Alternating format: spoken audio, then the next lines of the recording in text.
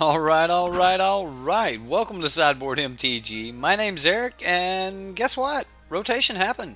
That's right. I was the last to know about it, apparently. Um, Magic Online has rotated. I was putting together decks for to run for the next couple days, and went to start renting cards, and it took chat to tell me you're not going to be able to play with them, even though you have them in your collection. They're gone. So we've done a quick audible here. We're no longer going to be running Rakdos Nightmare for everyone that wanted to see those flings get cast, for those creatures to get stolen with Karizev's expertise, or for us to just embalm some stuff, eternalize, all the other great things that we could have been doing. Looks like it's time to move on. And you know what? That's about as much sadness as I'm going to give it. Let's jump into the top 15 cards rotating out and how they're going to change the meta. So this is going to be a discussion with chat. I hope you guys like this, and if you do, then give it that thumbs up. And if you like the content in general, don't forget to subscribe to the channel. All right, guys. I'm just going to start right here. Chandra. What do you guys think? I mean, like, is this rotating out? Is this going to be a huge impact on the meta? Losing a planeswalker with this ability. So let me get chat up here where I can see it a little bit better, and then we'll go from there. All right, guys. Man, that's horrible. That's horrible. I thought we were going to be flinging some stuff, doing some more last chance stacks. We were going to have some fun, and then no. No.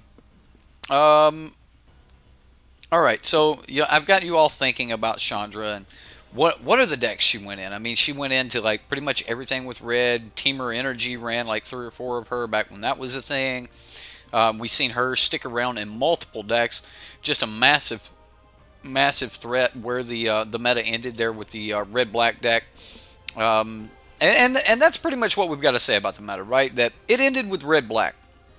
You can say, yeah, there was blue-black control, and you know there was an Esper Teferi deck and things like that. But in all, it ended with Chandra, Glorybringer, Hazard, being led by Bomat Courier, right? Couple artifacts and things. I mean, Chandra was always stealing her dad's car. Every time she would wreck it, this little scrappy scrounger would jump up, and he'd start trying to put things back together. Oh man, it was a wild ride. The teenage youth of Chandra there. That's kind of how it went, right? I mean, basically, right? She got a gift, you know, stole her dad's car. She'd take it for a ride. You know, that was the thing. So, do you think Sarkin will be able to replace her? Do you think Jair Ballard will be important enough to be able to replace her? Do those cards actually protect themselves that well? Or, I mean, will Ral Zarek, I mean, Ral Izzet Viceroy, is that going to be good enough to replace Chandra? Man. Yeah, there was so many great curves. Alright, so she helped you she helped make Tamer like $400 deck. You're right. She sure did. Do you think she'll make it to Modern? I think she'll like show up somewhere. So you say Vance's blasting cannons is going to be a usable replacement for Chandra? There, Cornball. What's up, Cornball? Madness, Justin Clay, Jizza, Jank, Jan, Tier 1 Jank, Aiden. Who else we got? Cornball. I know we got Jizza, Rush. Rush is probably like, I'm done. I'm gone. It goes down as the DM. What's up, guys? Logical Order. We got a bunch of people that were in here earlier. For the Horde. For the Horde, I've just recently discovered that he's just truly a Boros mage, you know. I knew with all the Mardu, but his latest creation is Boros. So, all right. So Chandra is definitely going to make a huge impact. Now, what does this open us up to? I mean, does this make 4-powered creatures stronger? Since we can't actually just, you know, have Chandra to just, you know, kill anything that's 4 power or less. Like, does this make our friend Stilleaf Champion stronger? I mean, or are we still going to have ways to get around that? Rush is over. Is he? Is he? Good. Good. Well, That means he gets to run a deck. That means that you know, as soon as we start getting access to these cards, and the cards are available to see. I mean, we can go through and sort by Guilds of Ravnica and stuff, and we'll be able to see all of the new cards. So if we decide to start looking at some decks, and the only thing I've got that's worthy of updating is going to be this Sultai Muldrotha deck. And depending on how fast this stream goes, we might pull up some cards for that and see if we can actually play a game or two. But it's probably going to be a day or so before we actually have access to all the new cards, and then we can just kind of just go ham on things. Just depends on where we're at. Drafts seem like that's going to be a thing that I'm interested in doing, so probably going to run a draft or two and see how well we can do. But, overall, I think Chandra is going to be it's going to be a big impact. I mean, having that answer in red against like control decks and things, because she could be a win con all by herself. So I actually think that Chandra is going to be a huge impact. You know, leaving the format, there's going to be a big hole there. It's probably going to get filled with cards like Rekindling Phoenix and things like that. So, so do I think you should post your rotation decks? Yes, everyone's going to have to start posting their post rotation decks. So the rotation has happened. We're a Magic Online community here. I know a lot of you guys play in paper and stuff, but basically for the next week, I guess the content is going to be a little bit ahead of what you can get in paper. I don't know. I mean, when are you going to be able to get paper cards for Guilds of Ravnica? What's the earliest? What, this weekend? You'll sponsor a Legacy Cube for tonight if I'm interested. That seems actually something that we may do there, Jizza. That definitely seems like something we may do. Let's get through these top 15 of mine really quick, and then we'll go from there. All right, now you guys may not believe this or not, but I'm gonna put the Scarab God, Hazoret the Fervent, and Ronus the Indomitable kind of far down on the list. I see these cards as all game finishers, like must answers, and I don't think that we're going to have a lack of must answers. Now, these are some really good must answers. You kind of have to have you kind of have to answer Ronus or answer absolutely everything that comes behind Ronus. Let's get rid of Chandra there. Or you have to answer everything that comes behind Ronus. Ronus starts making your threats like just more and more powerful. So I think that Ronus was really good for the mono green deck. I think the mono green decks are usually like they're not that hurt about not having Ronus, but he was a threat that made even their small dudes like really threatening. If you could pump and get Ronus online in surprise, you could block something with Death Touch or something like that. Normally that was Blossoming Defense and stuff, which is probably the card that should be in place of Ronus. Losing Blossoming Defense was probably thank you very much, Jizza. We definitely may hit up a cube. I've got the tickets available for it, so we wouldn't have to wait. We could just jump straight into a cube if we want to do that. I've actually never played the Legacy Cube, so it would probably be horrible. Or I can save this and we'll do a draft at some other point. I've got decks we can run. We can do some things. So if we have to, we'll grab a rotation-proof deck and play it. Anyway, Ronus. I think Ronus and I should probably have Blossoming Defense here, but Ronus and Blossoming Defense, I think losing those are going to hurt the mono green deck more than anything. But I also think the mono green deck is going to get a little bit more action with the new cards. I mean, there's some pretty decent cards coming from mono green, but I just don't expect people to be playing mono green. I expect it to be green black. At very minimum, I expect it to be green black or maybe green blue. I expect a lot of Sultai decks. I know for one I want to be on Sultai, so I do think that Ronus and Hazret, you know, the gods themselves leaving the format. I think that they're going to cause a huge impact, but I don't think that it's just going to be back-breaking. We've seen the mono red Wizards deck. They actually, you know, they played a lot of Hazrets, but we've seen some Flame of the Keld versions that actually didn't play many Hazrets, and that seems like that's actually a really good thing as well. So, green-white with the new Rex Sage, that's green-white's probably going to be a thing. Yeah, Gear Hulk sleeving, man, isn't that going to be a thing? How weak do you think it makes red deck to lose Hazret the Fervent, guys? Elijah, Temple Garden, and Standard with Tomb. I mean, we've got all the color we need. I mean, Chromatic Lantern was printed, right? Like, there is Chromatic Lantern. So, we've got pretty much everything that you could want as far as colors. If you want to run a 5-color deck, it's not out of the question now. So, so I'm not going to question like land bases and things like that. If you want to run something, you can probably get away with it. But red deck will still be insane. Runaway Flame Kiln is nuts.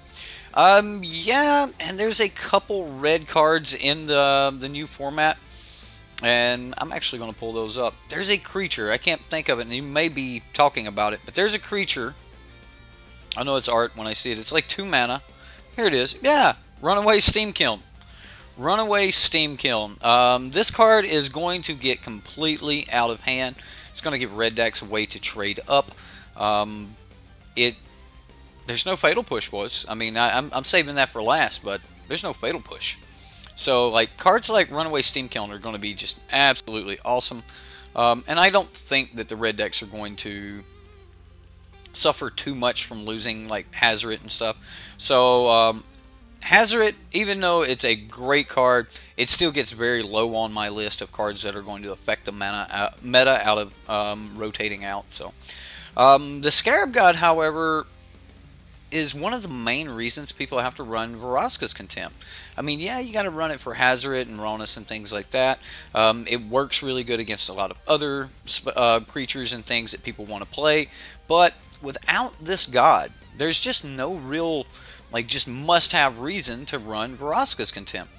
The Scarab God can get so much value without ever having to swing or things like that, so you can't get away with just running Settle.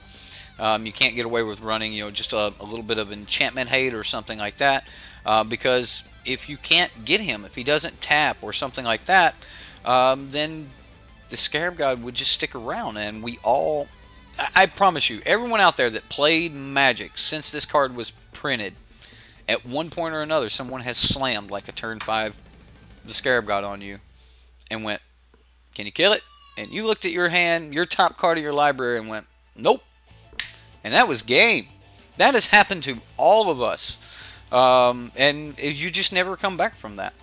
That's how good this card was. Now, was it oppressing anything? Were there certain strategies that we just could not run because of the Scarab God? I'm talking about like Chain Whirler strategies where you just can't run 2-1s and 3-1s just because there's a Goblin Chain Whirler and it's just going to wreck your day. I mean, what strategies like just did this just absolutely hose? I mean, someone dumping their own creatures in their graveyard, something like that. Did this just destroy those strategies? Were you just dead to them? You know, I don't know. Chat and Approach aren't on the list. What? There's an Approach. It's in the honorable mentions. We'll get to honorable mentions. But Chad is not. Yes, I'm not worried about Chad. I don't think that losing Chad's going to be a big deal. He didn't get enough mainstream play. He was pretty good. Now, don't get me wrong. He was pretty good in a lot of decks. We're talking about Gideon. A lot of people call him Chad, for those of you that don't understand. But yeah, Gideon. I don't think he's going to affect the meta because he's gone. Now, the Scarab God, however, like, there's some strategies that I love Chad. Bye, Chad. Buy the Scarab God. As much as I love this card, and this was one of my favorite cards. I really liked Blue Black. I really liked the amount of games that I could just win off of this card. I explained it. Chad is Gideon. But I really, really like the Scarab God.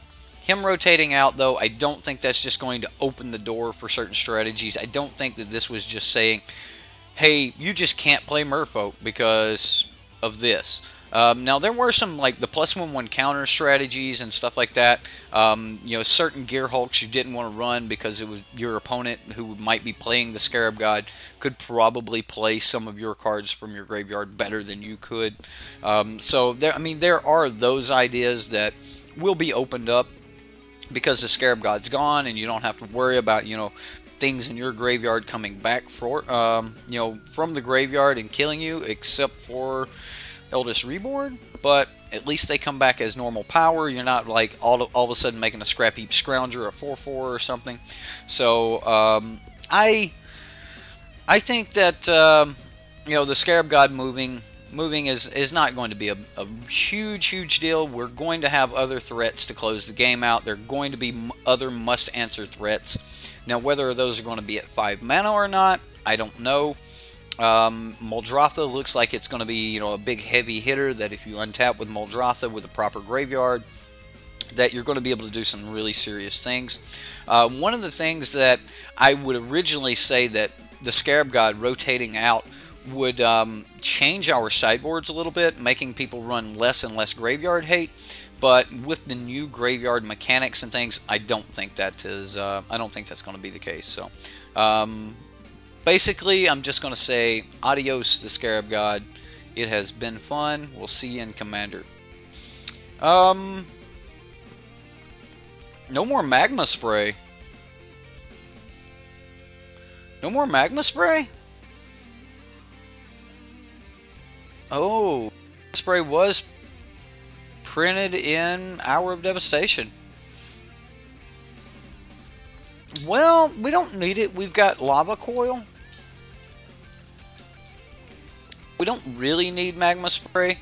Lava Coil is going to do the job there of Magma Spray for those of you wanting to, you know about, hey, oh man, we can't exile things anymore. We've actually got, like, it's a little bit better, but a little bit worse.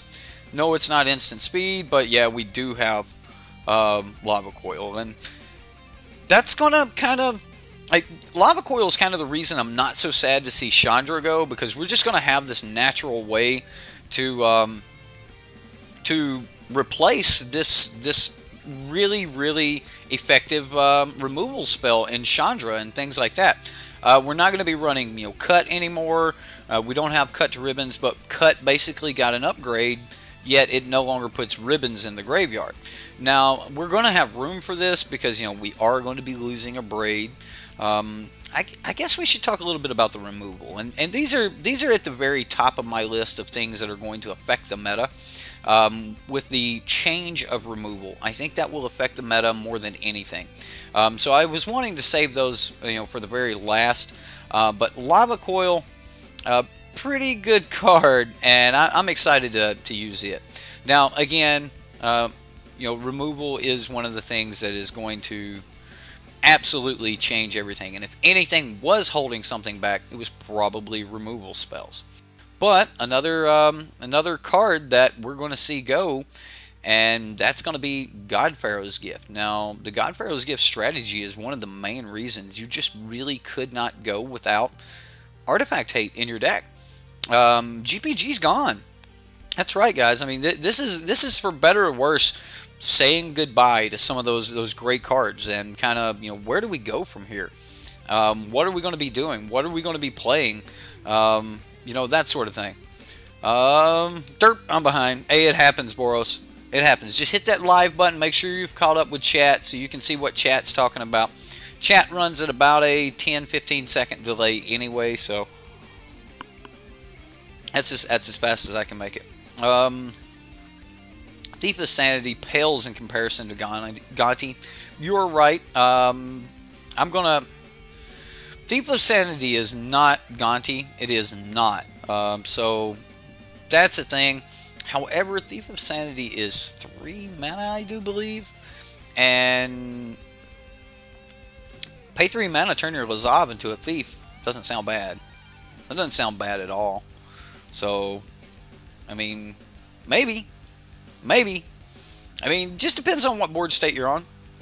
I can't wait to play like a Sultai Toolbox deck. But God Pharaoh's Gift, I was actually going to play Sultai God Pharaoh's Gift this week.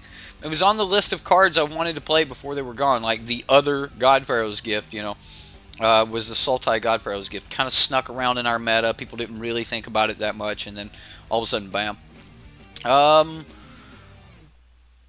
Last chance, Legacy Cube stipulation. Only draft cards from Standard that just rotate. You must draft. If there's a Standard that just rotated, you must draft it. Oh, man. Okay. If we get to the Legacy Cube, I'll do that. I will do that. I will see what I can do there. We may or may not get to the Legacy Cube there, just I definitely did not have plans for doing a cube. Building a deck, drafting a deck, playing 3 games with that deck. Is that how that works? It's got to be how that works, right? Like whatever. Anyway, God Pharaoh's Gift rotating out. I mean, this was the combo deck, the one that turn 4 I basically win the game. Turn 4, here's a 6/6 Angel of Invention coming at you. What are you going to do about it? So, GPG, this truly enforced graveyard hate and truly enforced artifact hate. Like, this is one of the main reasons that we had to use certain... Well, I mean, it's not the reason we had to use a Braid. I'm pretty sure a Braid was going to get used whether GPG was in the format or not.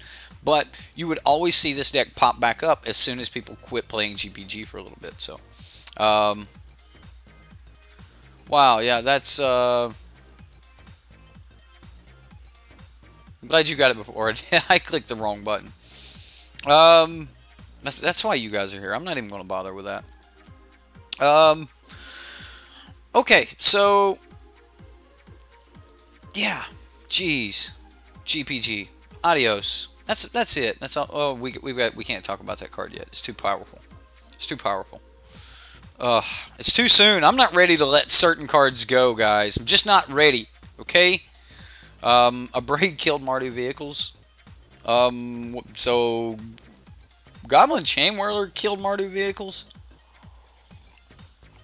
and it just went to red black vehicles. Like, that's what we were playing in the end, was red-black vehicles. I mean, bam, here's Heart of Kieran and Scrap Heap Scrounger. So let's talk about that a little bit. Alright, we've got this entire little package here. Heart of Kieran, Scrap Heap Scrounger. I'm leaving Bomat Courier out of this. Bomat, you just stay out of this. This has got nothing to do with you. It's like, you're a whole conversation to yourself over there. Kind of like what I'm having, right?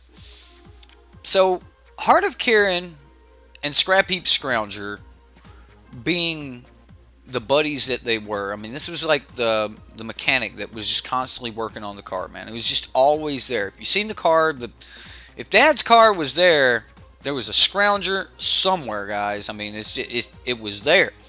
A Braid killed 5 of SideboardMTG's top 15, right? Hey, that's right. That's what it did. And then, like, Fatal Push kills the other. Like, half of them. I mean, it's crazy. Anyway, Scrap Heap Scrounger. What a nightmare, right? Fling should be on the list. Honorable mention, everyone. We've, like, instant speed thud. It was a thing. It was a thing. It was fun when it happened. But I don't think that Fling rotating is going to be that big of a deal. We've got thud. If we need that effect, we've got thud. But what recurring threat do we have right now? I'm surprised, thud. I'm sorry. I'm sorry, Rush. We were going to play it tonight. We were, and then I got to pull in the cards for it, and it's like, wait a minute. You can't even play with these cards anymore. What kind of bullshit is this? So let's just honorable mention Pummeler.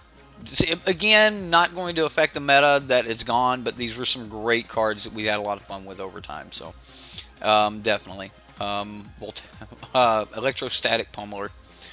We have 2 new ones, but they're bad. Yeah, right? Madness is sticking with me here. We've got reassembling skeleton. Skeleton. We got reassembling skeleton. I barely can. I can't even talk, guys. Oh man. What have you done to me? Oh, Multani's recurring threat. Sure, you are right, Multani. So is Bone Dragon. Bone Dragon's reoccurring threat.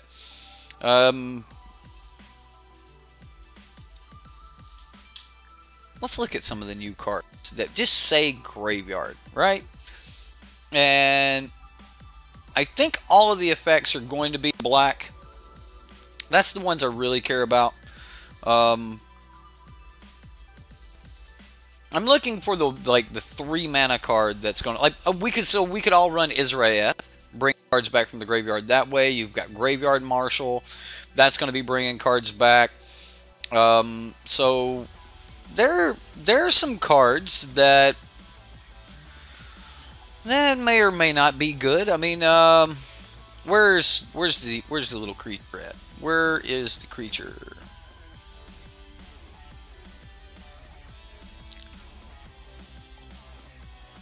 So, here it is. Blood Operative. So there's a lot of people talking about Blood Operative. Like, is Blood Operative going to be the next Scrap Heap Scrounger, and you're just going to be able to get all of this additional damage out of Blood Operative? Let's read this card, alright? So it's 2 black and a colorless. Lifelink 3/1. When Blood Operative enters the battlefield, you may exile target card from a graveyard. So, a little bit of graveyard hate. We're just going to go, eat something, a jumpstart card or something from our opponent. And when you surveil, if Blood Operative is in the graveyard, you may pay 3 life. If you do, return Blood Operative to your hand. So, then you have to cast it, then it has to hit before you get that 3 life back. Which, it's not horrible, but remember, you do have to pay 3 life to be able to get these back. Now, it doesn't cost you any mana, and all you have to do is surveil. So it's not quite the same. I mean, this is just not the same. First off, it's just a 3/1. It's not a 3/2. It does cost 1 additional mana to be able to just cast it outright. You do need to surveil and pay 3 life to be able to get it back into your hand. Then you have to spend 3 mana to be able to put it back on the battlefield. Whereas Scrap Heap Scrounger just... yeah, he couldn't block. He was just a 3/2. Couldn't do anything really but attack and crew. But you pay 2 mana and just bam, straight back to the battlefield. Instant speed. Like that's hard to replace that effect. And yeah, Scrap Heap was colorless, so you only had to have a slight splash into black to do this. Blood Operative is double black, so I don't think that we're going to have a true replacement for Scrap Heap Scrounger. So I'm definitely going to put a little check in the box at where the aggressive decks miss a step with reoccurring threats. Now, there are going to be some reoccurring threats, and there's going to be some really good ways to get things back from the graveyard. We're going to have cards like Muldrotha and things like that. Now, you're going to keep hearing me say that because I really think the Sultai deck's going to be a thing. But I just don't see Blood Operative replacing our Scrap Heap Scrounger here, and that's really sad. Scrap Heap Scrounger is just an absolutely terrific card, and it goes along with Heart of Kiran. We're not going to have another 2-mana flyer. That's a 4/4 that has vigilance. I mean, this card was absolutely broken. It probably should have been taken out of the meta a long time ago, but because Fatal Push was around, held it down, or kept it in check, along with a Braid keeping it in check, it never really had to be banned. Now, this is just one of those cards where there was just a clear-cut answer for it, so they never really had to ban it, but it was probably good enough that it should have been banned. Like, if Attune was... no, I can't compare it with Attune. This deck just really, or this card just really hurt strategies that didn't have flyers. If you didn't have a way to deal with a flyer, then man. Whew. Okay, so In case everything that dies to murder is trash and should never be played. What? Yeah, right, dies to removal. Everything dies to removal. So just only play Carnage Tyrants and be done with it. Heart was so good, Wizards had to print 2 hate cards to keep it in check. Yeah, that's basically it. You needed Fatal Push and a Braid to be able to keep this card in check. And those cards remain relevant as long as Heart of Kiran remain relevant. And I'm going to say it, guys. Heart of Kiran, like you guys may say, Hazard was winning, the Pro Tours and was winning all the big games and stuff, but Mardu Vehicles just tore up the meta for a really, really long time. And then the Red-Black Vehicles was tearing up the meta. Then the Hazard vehicles, we had Jund vehicles for a little while. Jund Gods was a thing for a little while where you were actually using Hazard, even though you couldn't swing with him. You could just have Heart of Kiran, and you would just, oh, well, I can't swing with this Hazard, so I will just tap this Hazard and swing with my Heart of Kiran instead. So there was just a ton of things that Heart of Kiran enabled that probably shouldn't. I mean, just the sheer number of creatures that had drawbacks, right? Like, this creature's got a huge drawback. It can't attack alone. It can't do this, or it can't do that, or must attack each turn if able. Well, all of those things were completely sidestepped by Heart of Kiran. So, just not having that anymore, and I don't think the Weatherlight's going to cut it. Right? Like, the Weatherlight's just not going to do it. So, losing Heart of Kiran, along with Scrap Heap Scrounger, both going to be sad, but, those are definitely my thoughts on it. Like, we're not going to have those, that just hasty way to make things that weren't supposed to attack. We're not going to have that luxury anymore, and we're going to lose that with Heart of Kiran. So, the pseudo haste, all of those things. So, Weatherlight equals bad, says Philip Wambacher. Well, not equals. I'm putting words in your mouth there, Philip. Weatherlight bad. Kind of. I mean, Aether Sphere Harvester is right there in that boat with Heart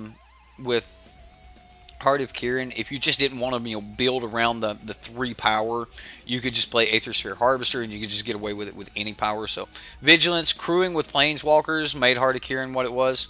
You are right. The fact that it was so versatile made it what it was, but I don't think that any one of the things that we have mentioned made Heart of Kiran as good as it was. It was the fact that it had all of that going for it. Crewing, like the Vigilance was awesome. Being able to attack on, off of a crew of creature that wasn't getting through on the ground anyway, and then, down ticking on a Chandra after she had upticked to use in a Braid or something like that, and then you down tick on a Chandra to be able to block and protect her. Like, so Heart of Kiran's ability to protect Planeswalkers, all of those things, they were absolutely broken. And I'm in a roundabout way agreeing with you, Jack Breacher, but I'm just thinking it's a whole culmination of things that was making Heart of Kiran so good. And we're not going to have that effect. For 2 mana, you're just not going to have, this ultimate flying death machine in the sky. Like, you're just not going to have that anymore on turn 3. So, I mean, it's there are going to be other things that are going to be quite annoying, but I don't think they're going to be quite as annoying as Heart of Kiran. So, all new cards to learn to hate. Madness says, it isn't terrible, but it is not something you would run outside of a very slim niche deck. What are we talking about here? Weatherlight? Okay. Yeah, the Weatherlight may get some play. Okay, so I'm not going to say that the Weatherlight will not get play. Vehicles are a thing. The fact that vehicles can give pseudo haste and things like that, that's a thing. Okay, so I'm not going to say no. That you're just not going to get value out of something like Weatherlight, but I don't think it's going to be a Heart of Kiran. So let's move on to Winding Constrictor. Dear God, go have fun in Modern Winding Constrictor. Somebody will build something around you. You're a 2 mana 2/3 that just did so much. It took almost a full rotation before people really started building around the little enchantment that did this exact same thing. Winding Constrictor, I mean, it's that enchantment on a body. I'm trying to think of the enchantment. Hardened Scales. So, I mean, people are starting to build around Hardened Scales in Modern right now. I expect if that deck, ends up in green-black in any form or fashion, at some point or another, you're going to see, Winding Constrictor or something in those decks. I don't think this is the very last time we're going to see Winding Constrictor.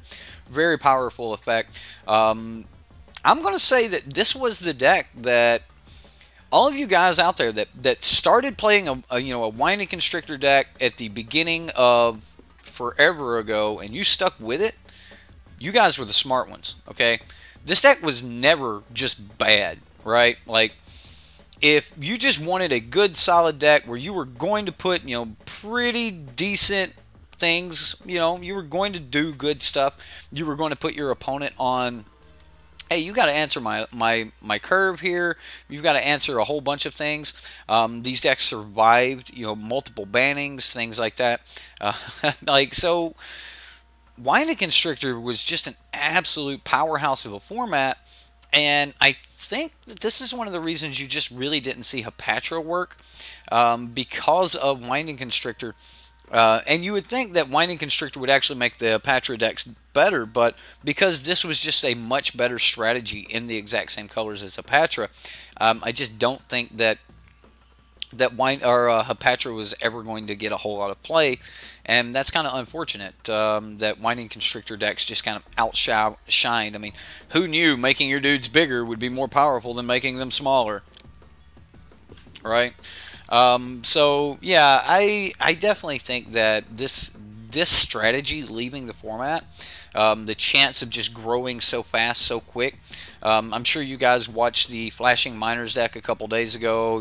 In like one turn, we had like a 20-something, Winding Constrictor. It was huge. So, like, yeah, but it still died to Fatal Push. But really enabled a lot of other cards, made a lot of other cards really powerful, and some of the cards that were in Rivals of Ixalan and Ixalan, those cards were actually beefed up in power level a little bit because of Winding Constrictor. But for the most part, all the parts of this deck are really leaving with it. You're losing Rishkar, you're losing Vernerate Gearhulk, things like that. So the Gearhulks are going to be leaving with it. Winding Constrictor itself, it's kind of gonna take its +1/1 counter deck and go off into the wind and give that strategy over to the new Boros guild. Boros is going to be kind of going, hey, we're gonna be that +1/1 counter deck. Let me mentor this other little creature as we run headlong into a Lyra. But that'll be pretty cool. I mean, we're gonna play those decks. The Boros decks are gonna be a lot of fun. So, Winding Constrictor was such a rounded deck. Great at all kinds. Yeah. But king at nothing. Great at all, but king at nothing. That's a pretty good way to put Winding Constrictor. It was just a really good deck. I actually don't think losing Glimmer is going to hurt at all. Glimmer didn't even make my list, because I don't think that losing Glimmer is going to absolutely destroy us. We're going to have Surveil effects. We're going to have the Chemist card. That card is going to be absolutely broken. So let's pull up start here. I'll go ahead and say goodbye to Winding Constrictor, and we'll talk about card draw effects here and stuff like that. So Jumpstart, we don't want black.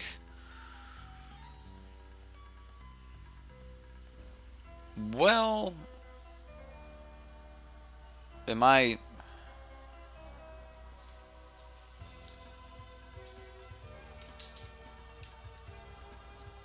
What's that? What's the card? Chemist.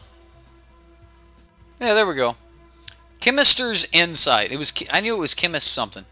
Oh, jump. Okay, jump starts jump dash start. All right, my bad. So we've got kind of a Glimmer, right? So I'm not. Yeah, I know it's just draw 2 cards, but you're gonna be able to like just, hey, this land's secretly a jump start because I have a jump, or this land is secretly a Glimmer of Genius because I have this jump start card in my graveyard. So I mean, it's not horrible. I don't think it's quite as good as Glimmer of Genius, but in some ways it's better. So yeah, never forget the hyphen. I'll remember the hyphen for Jumpstart. But yeah, this and I think it's Notion Rain. I want to say that's the card. Because of these two cards, I'm not really going to say that we're just like losing Glimmer is going to be like just this maddening, back-breaking thing. You've still got a turn 4 filler. You've got a turn 3 filler, even though it's sorcery speed.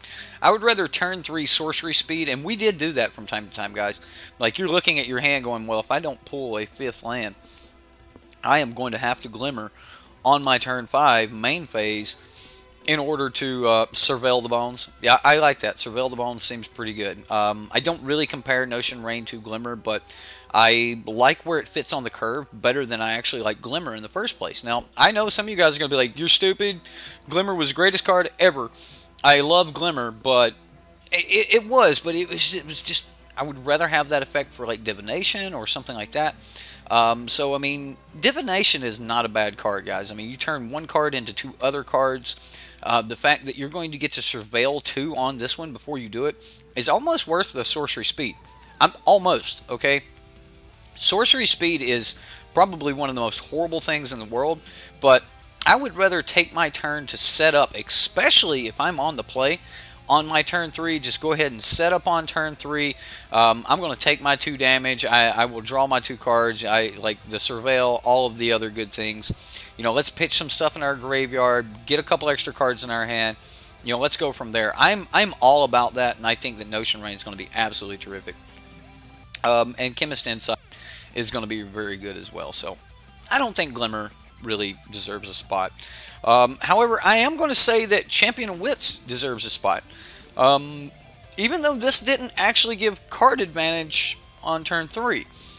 But I'm going to say that, you know, Champion of Wits is being kind of replaced by Notion Rain, but you don't have the body. Many games have I finished just because I 7 mana brought back a Champion of Wits, drew a new grip, got rid of some things that I didn't need, whatever. Oh, I got a couple extra lands, let's get rid of those. Or I've got this value card that I want in my graveyard, let's go ahead and do that. This card virtually enabled a lot of graveyard strategies, and I think that this card alone, like having the ability to be in this next format would have been back-breaking. Being able to go 3 mana, draw 2 cards, post 2, it would have been absolutely back-breaking. So, you like Dev calling out the pros on their dismissal of Dream Eater on his video, the top 25 sleepers. What does he think Dream Eater is going to be good? I think that card's crap. I was watching Todd Stevens, Todd Anderson, and I think it's Ross Mirren or whatever. I was watching those guys play some Magic, and Dream Eater just never was enough. So I just think the card's too slow for what it does. One of the best things to do with Torrential Gearhulk was either draw 2 additional cards with just flashing back a Glimmer, or Vraska's Contempt. Like, very rarely did you ever want to cast Torrential Gearhulk for anything else, and the body there was so much bigger that it's no Torrential Gearhulk. The card is good. I don't want to say that it just sucks. I just don't want to. I don't want to say that it is the be-all, end-all. Run this, you win the game. I don't think that that's the case. But I don't think that it's a Gearhulk. Jack Breacher's got it there. Dream Eater is good, but not Gearhulk by any means. And I think that is. I think that that's a valid statement. So I mean, that pretty much sums up Gearhulk right there for me. I think that Omnispell Adept is its name. Omnispell Adept. Omnispell.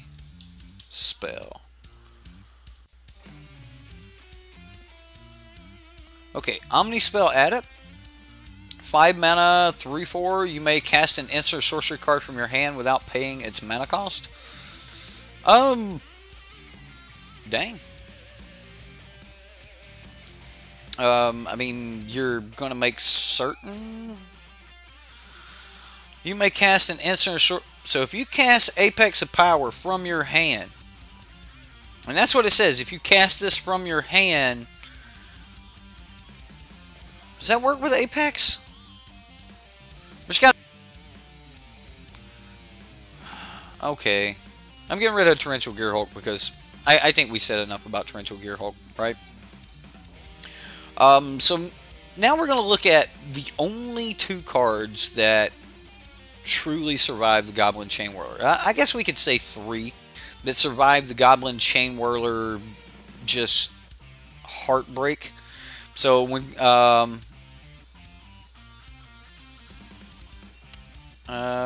Apex of Power. Apex of Power until, let's see, if this card was cast from your hand, yeah. So you can pay 4 mana, gain 10 mana. If you cast Apex of Power off of the Omnispell Adept. It seems cool. So you just naturally get 7 additional mana. Nope, and you're right, it doesn't follow the speed rules. You would not have to obey the speed rules. You can indeed. The way it's read, you can. Yes, I will agree with that. Me and someone else were talking about that card not too long ago. Omnispell Adept, for those of you wanting to know, you may cast an instant or sorcery card from your hand without playing its mana cost. And because it's giving you a new restriction, any of those, like that would be like saying you may tap this and cast a creature card from your hand. That would also bypass, the speed. Okay, you can cast it. This says I can cast it, so I'm going to cast it. Now, if a card has the ability to be cast added to it, like, then that would be different. So, I mean, if it's saying cards in your graveyard can be cast from the graveyard, that's not going to bypass something. But if it's saying that you may cast an instant or sorcery when you put this effect on, yeah, that's going to bypass. But anyway, back to the cards that were still good enough. Revel in Riches, Brass's Bounty on your end step.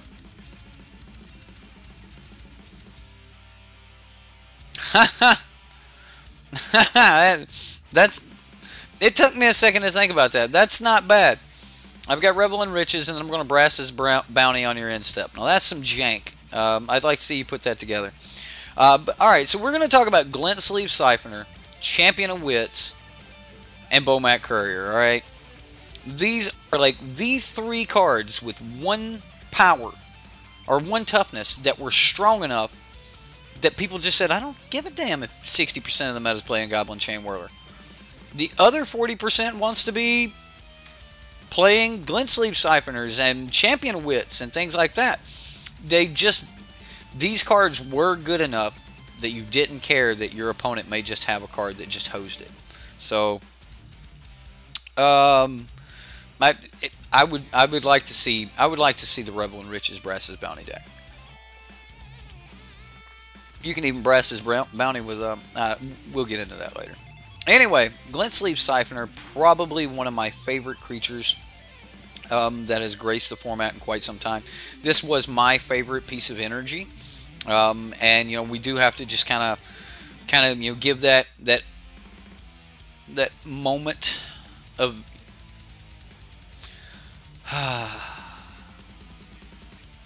right? Energy's gone. It's gone, guys. It's over. You made it. Congratulations, guys. We don't have to play with energy anymore. It's over. It's gone.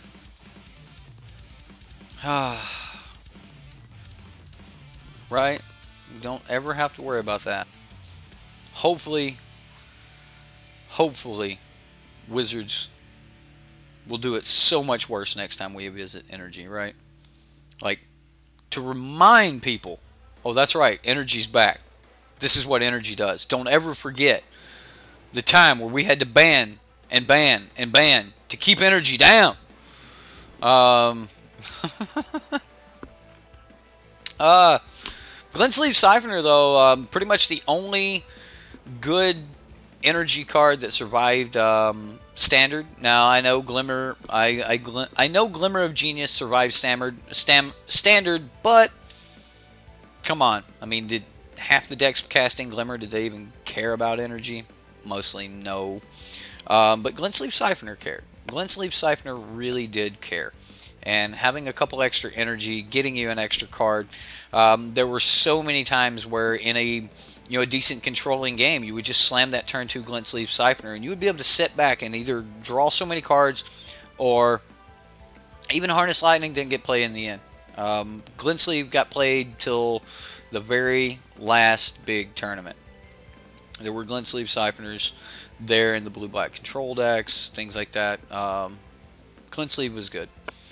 Either way, yeah, Aether Hub. Okay, I guess Aether Hub did get some play. But for the most part, though, I'm going to say, and you could even say Servant of the Conduit. Servant of the Conduit got a little. But Glennsleeve was the real powerhouse, right? I mean, can anybody deny that Glennsleeve won games, right? Like this card just won games, and I'm really going to miss Glennsleeve and the menace, and the fact that you wanted to stay aggressive with this card. It made you want to attack. Because you wanted that extra card, and it made you want to build your deck in such ways that you could keep your opponent down to just one blocker, so that you could keep getting in for 2. Long Tusk Cub. Oh, what a thing, right? Unfortunately, it did not survive a tune. So everyone remember turn 1 a tune, turn 2 Cub. Good times, right? All right, so Champion of Wits. The reason this one survived is because, I mean, it was going to let you filter, and then if they happen to Goblin Chain Whirler, you're like, whatever, now it's safely in my graveyard, I don't have to worry about it anymore. You would rather them do that than to Magma Spray it. So, Champion of Wits was absolutely terrific. Being able to bring it back, it was amazing at how many people still didn't know that if you were able to get it at neg2, and they couldn't say, yes, I'm going to draw the cards, because if they did, then they drew 0 and discarded 2, and it was very few times did we get to do some crazy stuff. It was in the meta for just a little bit when we were playing, cards like Moment, and Moment would actually it would weaken the Champion of Wits enough, and you could get away with that trick sometime, but most of the time you couldn't. All right, so last one here, last creature on this list is. This is a separate little list over here, guys. Okay, I can hear you guys shouting at me right now. There's Walking Ballista is a creature. No, it's not. Walking Ballista is God. Okay, all right. Walking Ballista is awesome. All right. This card it takes over games all by itself. Would you quit?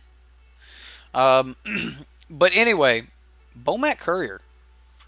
Wow, what a card, right? I mean, this is a card that is now getting modern play. Oh no, I lost chat. I lost chat. What happened to chat? Okay, not only is this card getting modern play, but it is doing well in modern. This little construct, it's going to be something that we're never going to forget about Bomat Courier, okay? Like, burn decks are going to continue to run this. It's may or may not be as good as something like a Goblin Guide, because it's only 1 point of damage, but the amount of cards it can put back in your hand to do crazy things later. This enabled so many of the red decks. This alone, I'm going to say, accounted for 25% of red deck success, right? Yeah, they had a couple other, massive cards, going for them. But I'm going to say that a good 20 to 25% of their success rode off the back of the fact that they had Bomat Couriers available to them. They were allowed to draw more of the other cards that equaled, 5% of their win con or wins and things like that.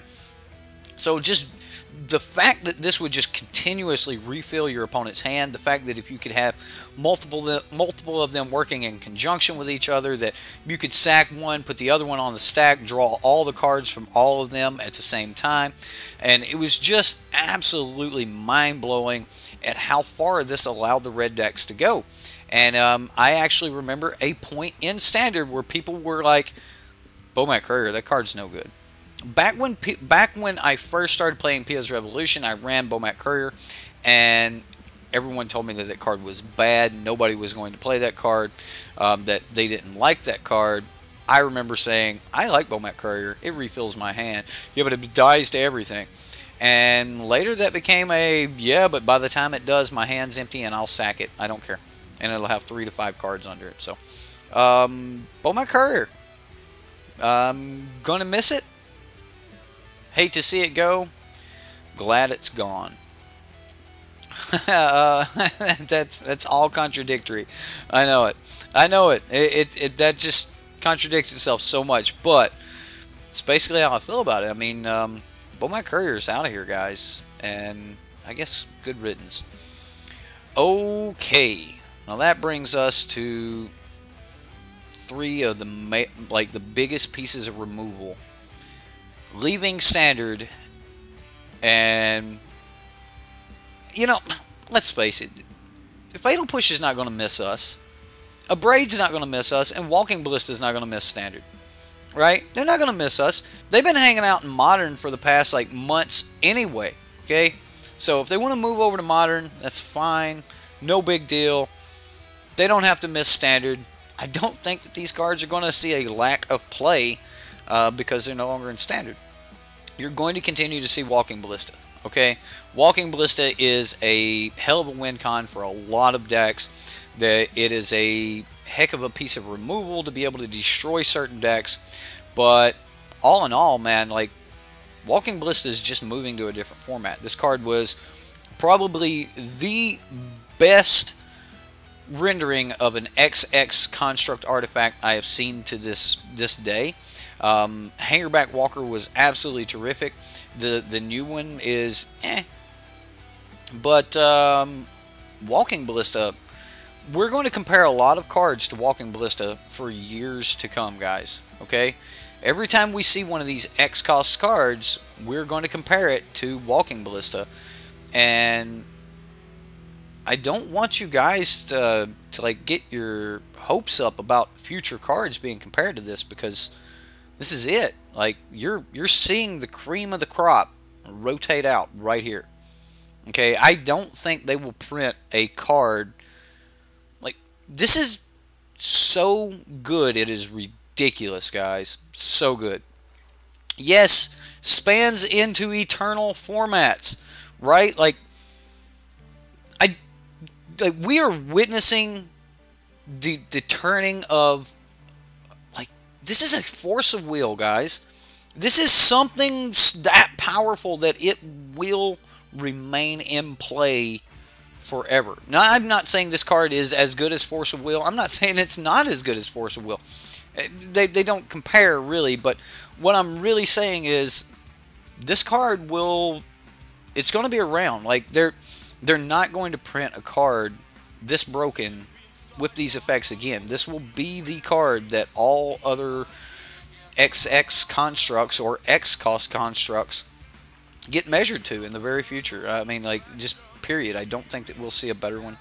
And again, that's just a prediction of mine. And I tell you what, if they do come up with a better version of Walking Ballista, oh my god, right? Like, really? Whew.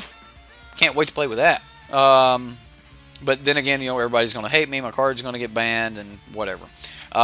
People screamed for a ban of this card in Standard. People still scream that, why does Tron get to play with this? You know, artifact decks in, you know, Legacy and Vintage have copies of Walking Ballista just because of how devastating this card is. It's absolutely devastating. The fact that you can cast it for 0 just to cast a creature. That happens. Bam. I have built entire decks around the fact that I don't absolutely have to pay a damn thing for this card. I just play it. I hope you guys didn't sell your play sets. I really hope you guys did not sell your playset to Walking Ballista. All right, I think this will be one of the cards that people will want to find when they open those Aether Revolt packs long in the future. Okay, so a braid. Originally, a braid wasn't really going to be on my list. I thought, we're going to have other artifact removal. We're going to have other 3 damage. We're going to have 3 damage to any target. Like, why do we got to worry about a braid? But I think this is a lot bigger than I'd originally gave it credit for, guys. I really do. I think that a braid leaving the format is going to be a huge thing. Even though we've got cards like Lava Coil that's going to, you know, take the place of it. But we had cut available to us for a while, and a lot of people weren't really playing, you know, cuts. They wanted a braid. A braid is absolutely a terrific card. It's already getting a little bit of modern play. You'll see it in modern decks, and I think that that'll be a thing to come. I mean, it's 2 mana instant speed. What's not to love about that? And then, of course, you know, you just destroy a human or a spirit or something like that with it, and then, of course, if they have an artifact that needs to go, you destroy the artifact. I mean, one of the things about Kolaghan's command was that we can do, you know, 2 damage to something, and it can destroy an artifact, something like that. So, just for 1 more mana, you do get Kolaghan's command. But a braid itself, absolutely terrific card, and not all of those decks are going to be running black. So I think anything that can't get away with a Kolaghan's command is going to be very, very happy to have a braid. So you know, it's going to be good. Cut and Pirate's Pillage. Oh god, don't let for the Horde see that. That trophy is going to be insane. I think you're right. It's going to require a lot of people to play in the green-black decks. I think there's going to be times where you're not going to want to cast Trophy, and learning how to play the Trophy is going to be absolutely terrific, because your opponents are going to like surveil some things. Like surveil is going to be a big thing, and one of the things about Trophy that I'm excited about is this is going to allow us to shuffle our opponents' libraries and things. So I do think that, you know, we're going to have a good replacement for you know, a braid and fatal push and things like that, but I don't think that trophy is necessarily it. I'm actually expecting to see a lot more dead weights than people are expecting. I think dead weight's going to be in a really good spot, especially at the beginning, in some of these, you know, Sultai decks and things like that. But trophy is going to get some play. Again, like what I was trying to get to there is you're going to have a lot of surveil decks and things like that. Everyone is talking about how much they want to surveil. They're going to be doing these, you know, big surveils. They're going to pitch cards that they don't need, and then they're going to put exactly the card that they do want right there on top. You're going to catch people go, okay, surveil 3 or surveil 4 with your Dream Eater or something, and they're going to pitch 2 cards, leave 2 on top, and you're going to go, cool, I'm going to Assassin's Trophy that. Go get a land and shuffle your library there for me, will you? Right. So that's going to be a thing. So you're going to actually like have these plays where, if I'm not mistaken, Assassin's Trophy is going to give your opponent the option. So let's look this up. Assassin's Trophy. All right. Destroy basic, permanent, and opponent controls. Its controller may search their library for a basic land, put it onto the battlefield, then shuffle your library. So it's going to be well, the thing about the May effect is they may choose to shuffle their library, right? Or they may choose to, you know, go search for a basic land card. So that's going to be something that you're gonna learn to use timing for, right? Did I say non-land permanent? Yeah, destroy target permanent and opponent controls. Yeah. Did I say basic permanent? My bad. Yeah, just a basic permanent. Anything. Yeah, just permanent. You know, my bad. Yeah, so I think timing on Assassin's Trophy is going to be like where you see a lot of people like really get their big points of skill in with using Assassin's Trophy. You're going to have people like playing Assassin's Trophy that are they're just going to fire it off whenever.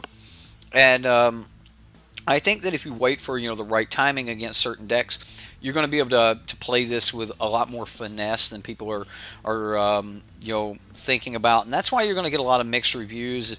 Some people are going to be like, yeah, okay, well, I'm just going to do this, and other people are going to be like, I'm going to do this right at this time. So now they have to make a decision.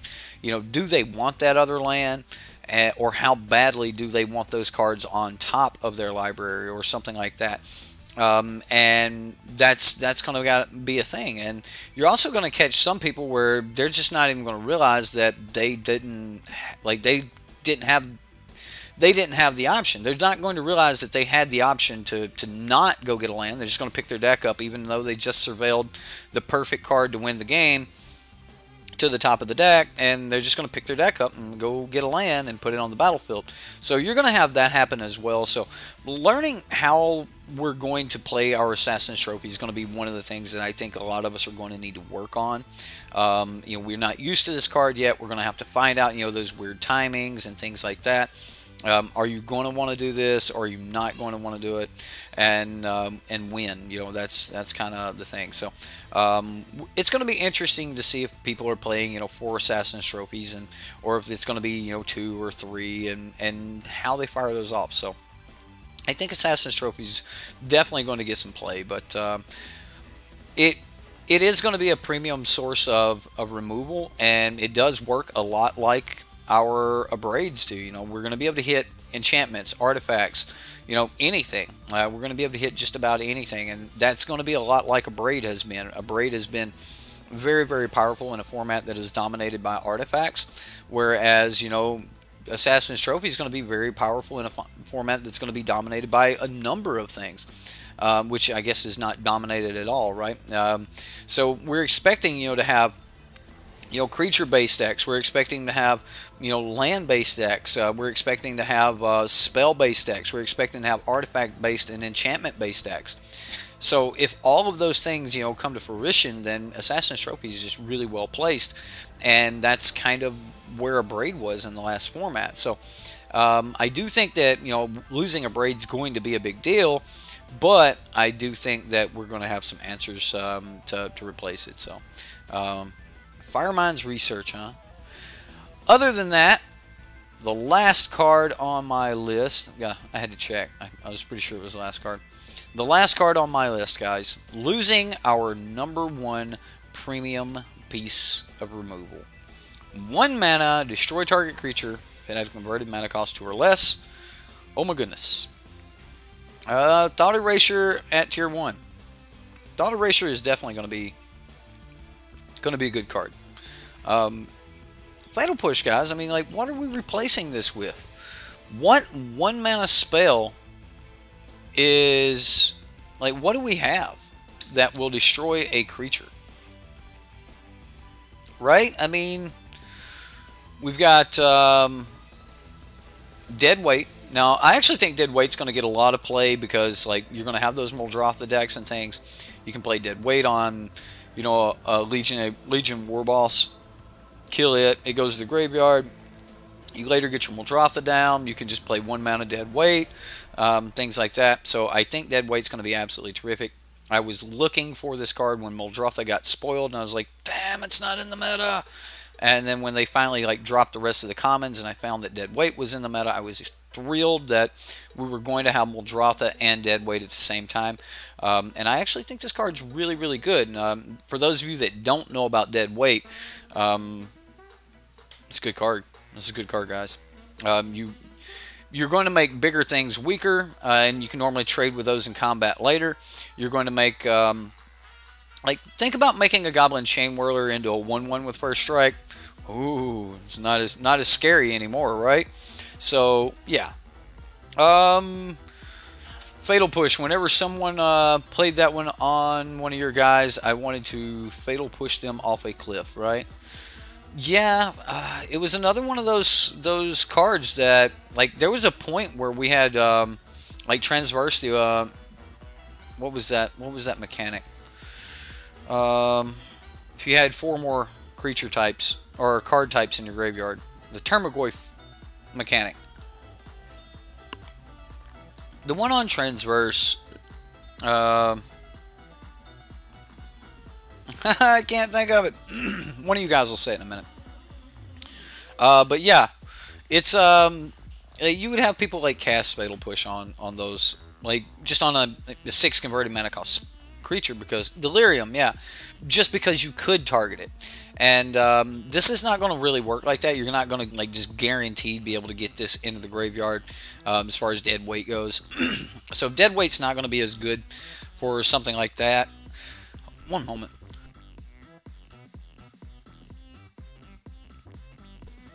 Had to clear my throat. All right. Like we've got some little Death Touch dudes. We've got Necrotic Wound. A lot of people are talking about, oh, Necrotic Wound's going to be good.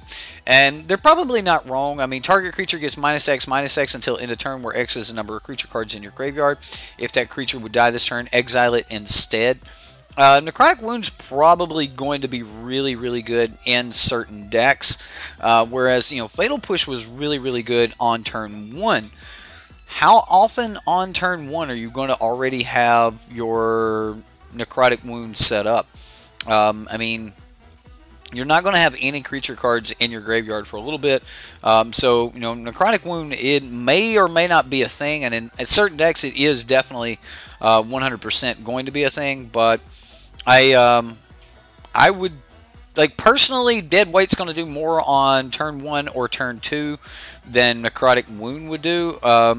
So, I mean, you could get lucky off of like a Stitcher Supplier turn 1, mill 3 creatures, and now turn 2, Necrotic Wound is worth more than a turn 3, you know, dead weight or something like that. But you do need to at least hit 2 creatures off of that, or you need a way to kill the Stitcher Supplier. Which, by the way, dead weight is a way that you could just kill the Stitcher Supplier. You just put it on there and just go ahead and put them both in the graveyard. So you know that would be a decent turn 2, and then have something else available. So that's probably not that bad of an idea. Yeah. Right. Well, still, dead weight seems like it might be a little bit better. On turn 1, dead weight is going to beat out Necrotic Wound, but then again, you need to be on the draw, or you're not playing dead weight on turn 1 anyway. I mean, if you're on the play, you're not going to go turn 1 Swamp and then just hold up dead weight. So, like, how many times did we do that? We turn 1 Swamp, held up dead weight, and sorry, held up Fatal Push and was like, play your Land of War Elves, play your Bomat Courier, see what I do. I don't care. I'll Fatal Push that thing right off the edge. And you would, you know, you would just, boom, it would be gone. There would be like no 1-drop left for the opponent. And you know, their Soulscar Mage or something like that, you would just destroy it. Fatal Push got stronger and stronger when people, you know, stopped playing, you know, Attune with Ether and things. And I just don't think that we have anything that's going to directly replace Fatal Push, especially in the 1-drop slot. And we're going to start getting some things, and when we get a little bit further up the curve a little bit in, you know, 2-drops and stuff. But not what we're hoping for. I mean, this is not horrible. So, I mean, it's sorcery speed. As an additional cost to cast it, you have to sacrifice a creature. You gain life equal to the creature's toughness. Destroy target creature and opponent controls. But, I mean, if you don't have a creature, then it's useless, right? Like, it's just useless. I've seen Ravnica's Fate. Believe me, I'm doing you a favor. Who is she?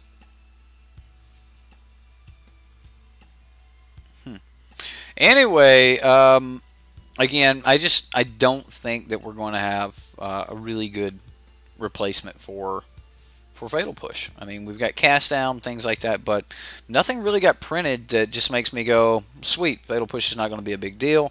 And Fatal Push was a really a big advocate for like slowing the meta down and things, and I don't think a lot of people are going to understand that because Fatal Push was around, you didn't just run like you didn't just expect that you were going to Land of War Elves past the turn every time. And it's going to be much more likely than it used to be before that they don't have the bolt for the bird. So play your elves, and it's not going to get pushed. And they may end up using their turn 2 to do something about your turn 1 elf, and that's going to be a big deal. That's going to be a huge deal that they have to tap down on 2 to do it. I mean, you would much rather them use 2 mana than 1 mana, so especially if they're going to use a card either way. So literally everything but Knight of Grace and Vinemayor get better with push gone, technically. And that's why push was my #1 card.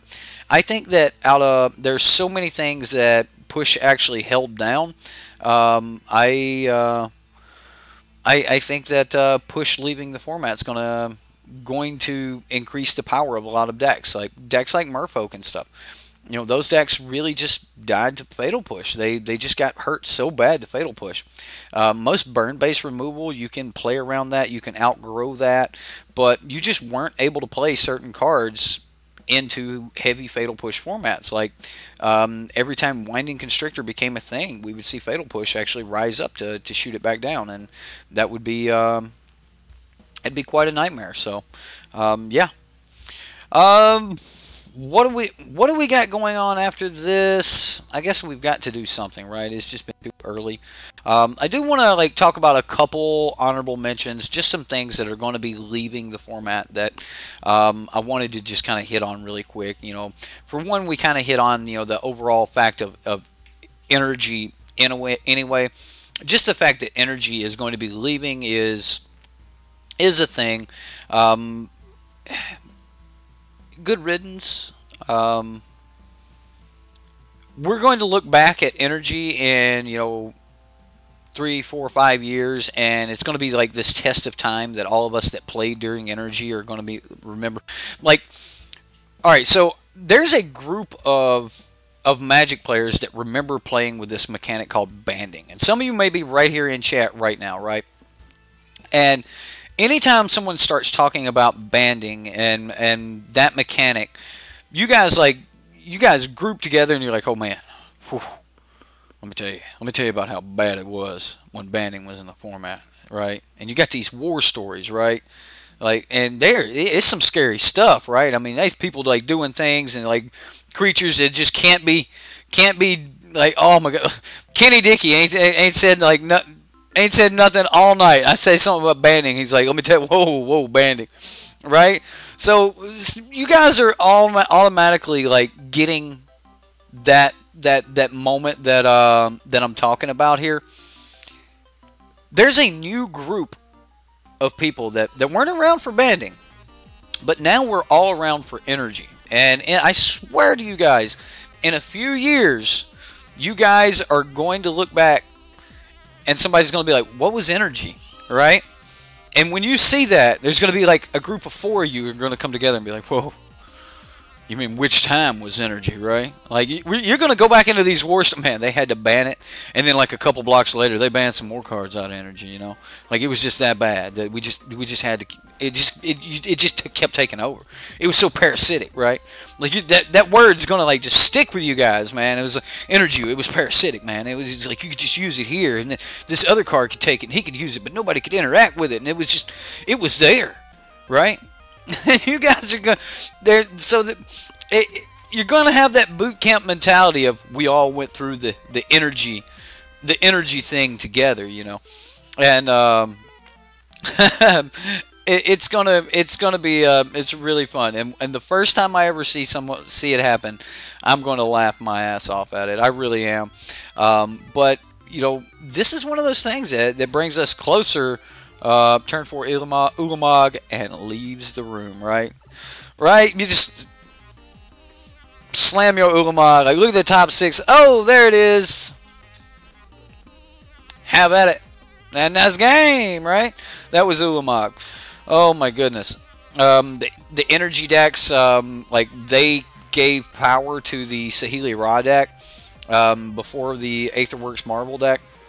It was feeding the Sahili or Ra cat combo deck. I mean, that was a Teamer Energy deck, splash white for cat combo.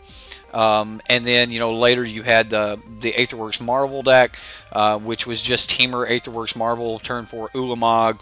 Here you go. And then later it became just, hey, it's been tuned down a lot. Now it's just Whirler Virtuosos and, Bristling Hydras and Glory Bringers and Chandras. Oh shit, get rid of Rogue Refiner and attune with Ether. I mean, it took a long time. And then even in the end, up until the last tournament, you were getting cards like Glint Sleeve Siphoner and Glimmer of Genius. They were still being played because these cards were just absolutely terrific, and the amount of power that you could gain a little energy over here, you could spend it over there, and yeah, bring back Mana Burn. Dude, you need to get out of here with that tier 1 jank. Like, come on, man. Nobody wants Mana Burn back. You don't want that back. You don't really want that back. Anyway, goodbye energy, and I think you guys understand how I feel about it. It's going to be the Afflict zombie. There's not even an honorable mention of the Afflict mechanic. I don't think the Afflict mechanic leaving is going to be devastating at all.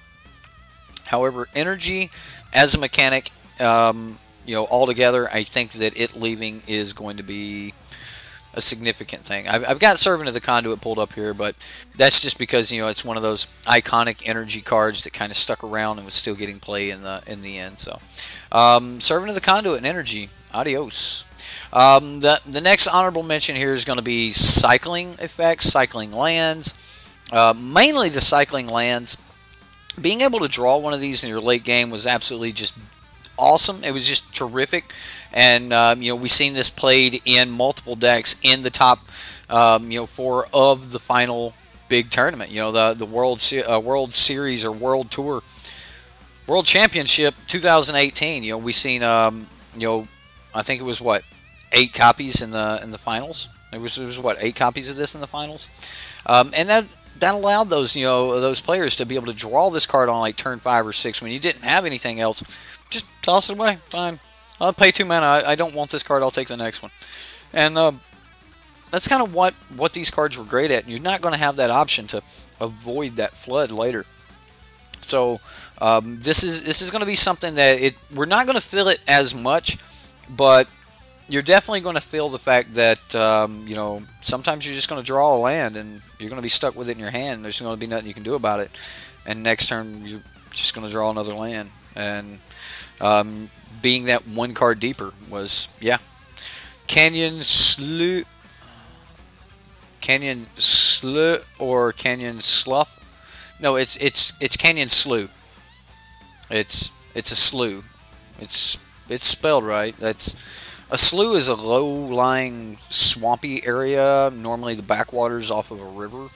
When the rainwater causes the river to rise, you'll have swamp water will come off of that, and then it'll get trapped as the river water goes back down, and you'll have like swamps that are just there seasonally. A seasonal swamp would be kind of like a slough, and it's pronounced. Who calls it slough? I don't know, but it's 100% a slough. So that's normally what a slough is, if you guys are wanting to know. But yeah, it's Canyon Slough. So I assume the river in the canyon, which probably dug the canyon, water rose, water got trapped, and that trapped water is a slough. It's a slug of yeah. I've tried to pronounce that, Zach. Anyway, losing the cycling lands, losing cycling cards in general. These were cards that we were just allowed to play in our deck, and if they were not exactly what we wanted in that particular matchup, we could just pitch them. I mean, cards like Sweltering Suns, the destroy target enchantment. I can't think of its name. Divine something. Cards like that. Or Canyon rhymes with plow. Someone on coverage says it. Slough, right? Yeah, Canyon Slough. Somebody calls it a slough, but it is 100% a slough. Yeah. Forsake the Worldly. There you go. Like, we ran Forsake the Worldly. You've seen people run, like, Dissenters, Deliverance, and things like that. I want to say that the Teamer Energy like Pro Tour, where it was just all Teamer Energy at the Pro Tour, a lot of those decks were running like one main board, Dissenters, Deliverance, and when they didn't need it, they were just like, oh, fine, I'll pay 1 mana. Like, it's just not a big deal, and that was like the same consensus that came off of all of those players were, hey, this is just not a really big deal. We don't absolutely have to have this card, and when we draw it in a game where we don't need it, we just pay 1 green and we just get the next card and move on. And that's not horrible. I mean, you get to look at a card, you get to go, hey, I'm going to make a decision on this card right now. Do I need it? No. Okay. Next card, please. And you just move on, and like, that's not going to be something that we have. And I'm going to hate to see cycling go. Yes, there was the Drakehaven. Drakehaven was a big decision in the team series that came up when a lot of people were like, are you going to be running Approach of the Second Sun? And Approach was like the deck. You had the blue-white Approach decks.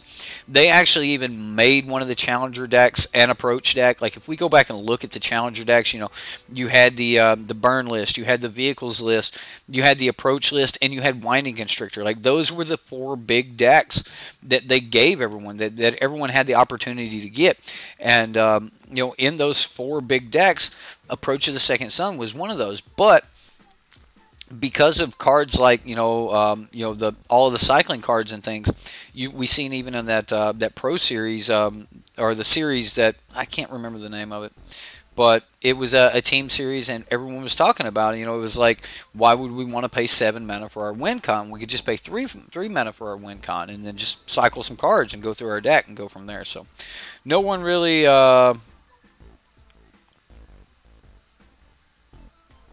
what?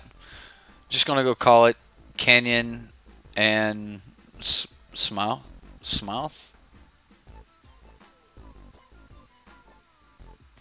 Smooth.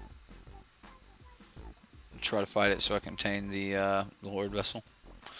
Oh, I don't know. I don't get it. I'm sorry, Madness. I don't get it. Shit, y'all. That was funny. Sorry. Like, Madness in it. Oh, Dark Souls reference. I'm a huge fan of Dark Souls, but I still wouldn't get the reference. So, yeah. It's a Lord of the Rings reference. Now I'm confused. I don't know. Like, there's people laughing at it and don't even know what reference it is. You are funny, Madness. Anyway, Approach of the Second Sun. This made us worry about certain things, and it leaving is going to be it's going to be slightly a big deal. But I mean, it was a 1-card combo that kind of comboed with itself. All you needed was just decent deck building around it, and you could make the single copy win the game. And that was pretty cool. Having multiple copies of it just kind of took it, crazy. Took it, even further. And a lot of times, even though this was the main win con in certain decks, you would still only have, maybe 2-3 copies of the card. So,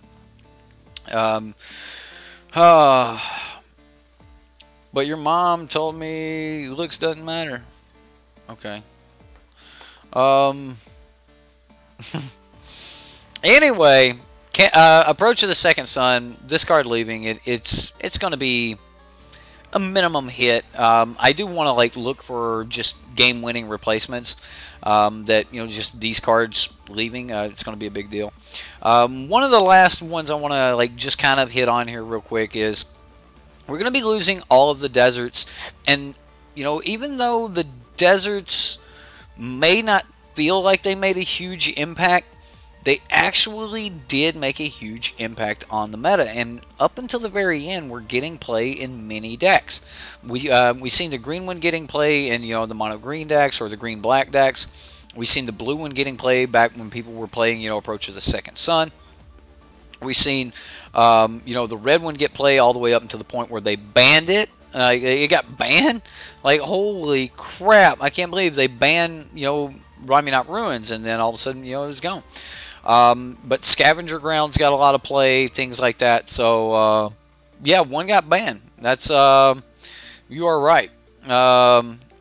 Like the deserts were really good. And you know, you had removal on them, and basically I'm just saying, you know, us losing those utility lands. Now we're going to be getting like some fixing lands and things like that with guild gates. You know, we've got shock lands coming to kind of replace the cycling lands we're losing. You know, but utility lands are something that are really, really important. Now we are going to have a couple utility lands in the format, and they're not going to be right. If near dead lands and scavenger grounds are great. You had Sheffet Dunes, which, you know, did a lot of work, and then of course, you know, you had the green one being able to pump things and you know, just win games right there. You know, they were all terrific. And again, the Ipni Rivulet didn't get a ton of play. It got a little bit more play back when people were trying to, you know, dig through the top 7 cards of their library and recast an approach. But after approach kind of, you know, whittled or died down a little bit, then you know, you didn't need the Ipni Rivulets as much. But at one point, even the blue-black decks were running Ipni Rivulet to be able to beat each other in the mirror. You know, because it would just sit back and control each other, and they only had like 6 threats each, and if you could just answer the 6 threats, then you could play it against an opponent's entire deck, but they were probably going to answer your 6 threats as well, and then at that point it was just over, and the person who had an Ipni Rivulet and sandbagged that all the way until the end just got to, you know, play this land, go ahead and mill you your last 4, and we'll move on. So, scavenger grounds, just losing those utility lands, it's going to be huge. It's going to be really huge. Someone's saying jumpstart. Well, we do have some lands that are going to be good. We've got Reliquary Tower, which is probably not the best you know, utility land, and we're probably not going to need that as much. We've got the Detection Tower, which may or may not get a lot of play, depending on how much of Shala and Carnage Tyrant and you know, the other hexproof creatures we see. Depending on how much of those get play, we may or may not see some of those utility lands get play. Of course, you know, Arch of Araska, you guys are talking about all of these in chat there. Arch of Araska is probably going to get more play than most, because you can just kind of stick it in any deck as 1 copy or two copies of the card, and then you have that card draw engine. Memorial to Genius, the new utility lands that are around, those aren't absolutely horrible, and that's kind of like what put these utility lands on the honorable mention list. Is we are going to have some utility lands. People seem to be liking the blue one and the black one already. I can barely even tell you what the other utility lands do. That's how much play they're getting. But I'm sure they're going to have their spot, their moment in the right decks. But for now, the black one and the blue one seem to be getting a little bit of play. So we are going to have a few utility lands. That's right. I mean, we also have a bunch of flip lands. Field of Ruin is like the utility land. I can't believe I didn't mention Field of Ruin. Like, that is the ultimate utility land, and like, it's already getting modern play. Out of all lands, Field of Ruin may actually become more important than ever before due to Surveil. I mean, people dumping a couple cards. I mean, you can look at the quality of the cards that they're dumping in the graveyard going, wait a minute, you don't want that. What the hell do you have on top? You know what? I'm just gonna crack your multicolored land over there. Shuffle. You either let me wasteland you, or you go get that. Field of Ruin, is that a May?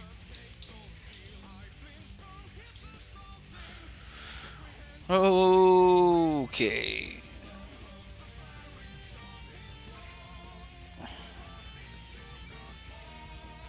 Did I spelled field wrong. That's what it is. Yeah. Field is not a May, so they don't have an option. Like, you Field to ruin them. It's I before the E, right?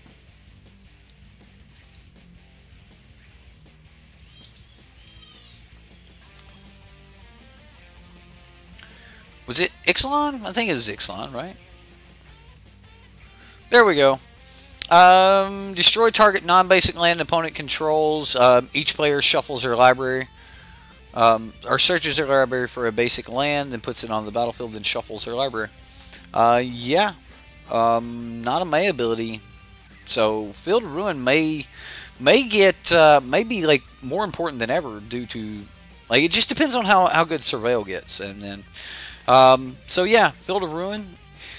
Finally, just, you know, that one last hit on our vehicles, where it's good to see that vehicles are going to stick around. I mean, we've got a pirate ship or two. We've got the Weatherlight. So, you know, whenever there's a historic vehicle or something like that in the storyline, or there is some important vehicle in the storyline, we're going to see some vehicles, and they let us know when, you know, reprinting the pirate boat. When they printed the pirate boat, when they printed the Weatherlight in the vehicle format, that lets us know that we may not have an entire block kind of built around vehicles like, you know, Kaladesh and things like that, but we are going to see vehicles in the future. Like, this is not a concept. This is just going to be gone forever. So it's kind of great that we do get to keep this type of card, or this artifact type around. But for the most part, we're going to be losing the good ones. And, you know, some people could say that we've already lost the good one when we lost Smuggler's Copter. So, but yeah, losing Aether Sphere Harvester, losing, you know, the big ship. Big Boat was actually probably one of my favorite vehicles, and for those of you that don't know what Big Boat is, that's Sky Ship Console Flagship, or Sky Sovereign Console Flagship. Yeah, Big Boat. It was just absolutely terrific. Aether Sphere Harvester was always really good, and then of course, you know, Heart of Kirin was just phenomenal, and then Smuggler's Copter, you know, a card that was so good it got banned. So, yeah, I mean, it's some really good cards that are going to be leaving. I think all in all, the meta is going to, well, first off, it's going to be in flux, but I think that there's a lot of cards that, you know, were printed in Ixalan, and probably some decks that happened, like that we were playing around with in Ixalan and playing around within rivals to Ixalan, that a lot of people are like, yeah, these cards were okay, they're good, they're not good, you know, that sort of thing.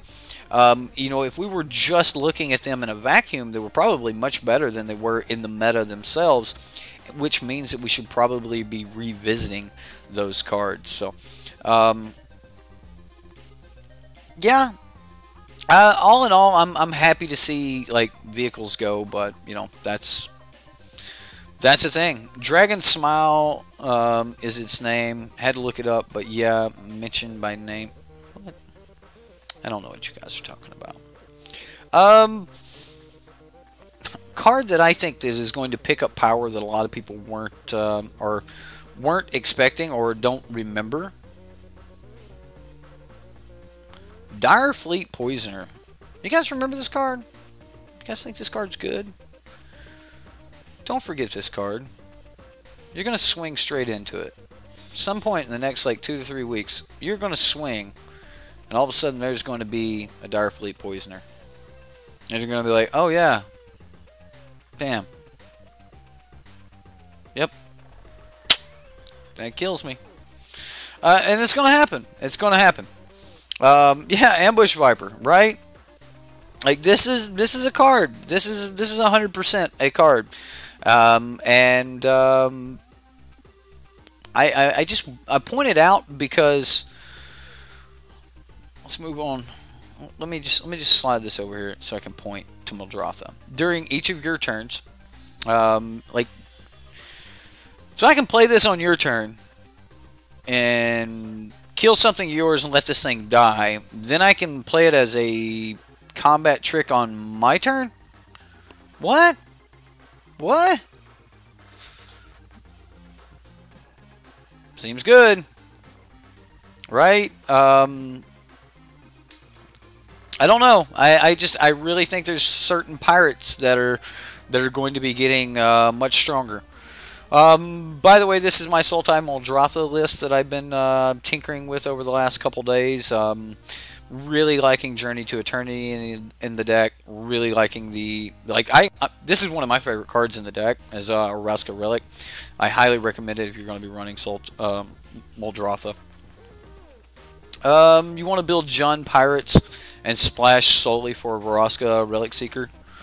Man, that seems good. Yeah, I've got Vraska in my sideboard. This is like Vraska's ship, right? That's what this deck is. This is Vraska's band of merry mates, right? The Eldest Reborn. I think this card is going to be broken. Why Vraska Relic? Because I can cast it. It's an artifact. I don't have a lot of artifacts that I can cast, and remember, like during each of your turns, you can cast a permanent of each type from your graveyard. Well, this is an artifact that says draw a card, so I can just tap it. All right, so pay 3 mana, tap it, gain 3 life, draw a card. You're going to end up with the City's Blessing, so like this is pretty good. Gives me something to do with the rest of my mana, gives me some additional mana if I need it. Just being able to, like, so one of the things that I discovered that I was doing with my Muldrotha decks was I was getting to a very low life total, and then I was stabilized. But because the Locket requires like mana to cast and then mana to draw, right? This I just tap it and draw. Just instant speed, like you just done. I play it for 3. Does it resolve? Yes. Okay. Tap it. Gain 3. Draw a card. So yeah, I think the relic is pretty important. Like I don't want to have to pay 4 mana to be able to draw that card. So that's why the relic's in there, and that's I think that it's perfect for that. I think it's perfect for that. So. Like one of the things I was having a problem with was, you know, the deck would get very low on life total, and then like you would stabilize, but then they would just kind of like you were you know 7 or 8, and they would get you down to 3 or 4, and then you're like, oh, hold on, I'm almost there, I'm almost really like truly stabilized.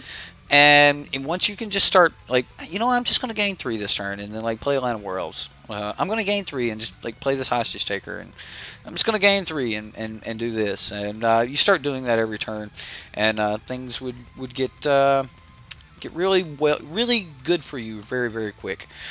They start really trying to look for a way to deal with Muldrotha, because, like, they just can't let you gain 3 and draw a card each turn, so...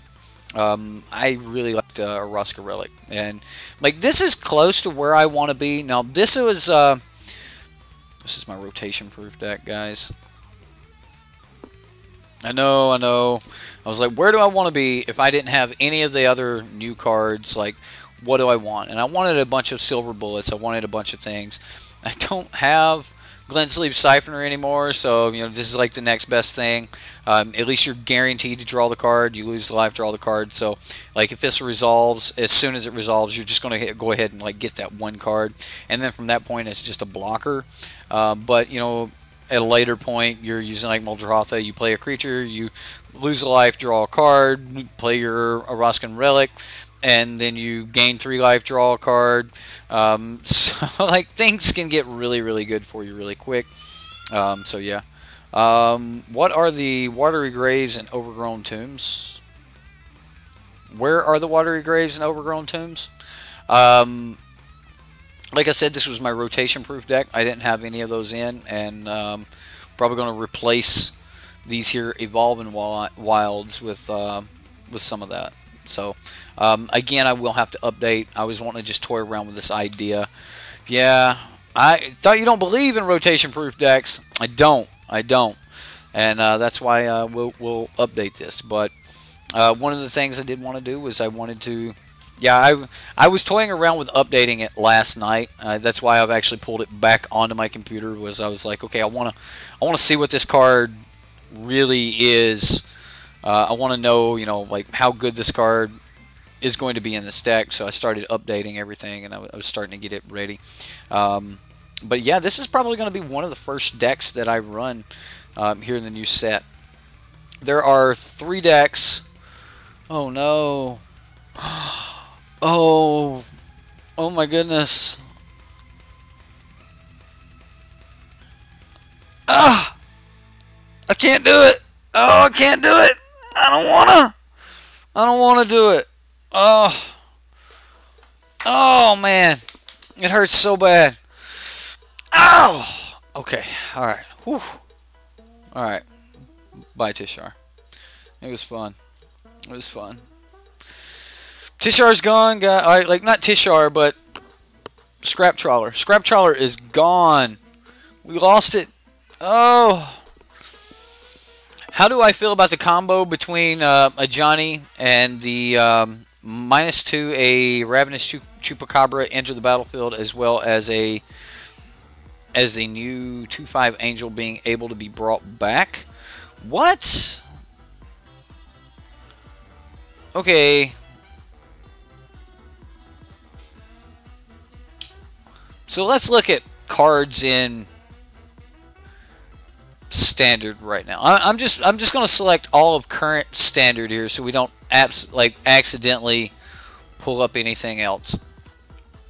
And you're saying a Johnny.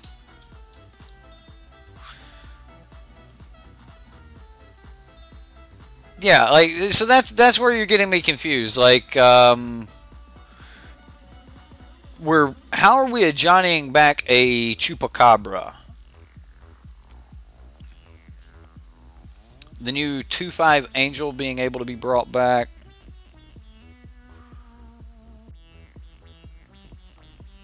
Okay, so return target creature card with converted mana cost 2 or less from your graveyard to the battlefield.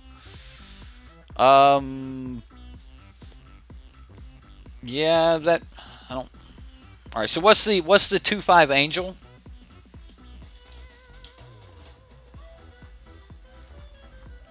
Yeah, it's not power. It's converted mana cost 2 or less.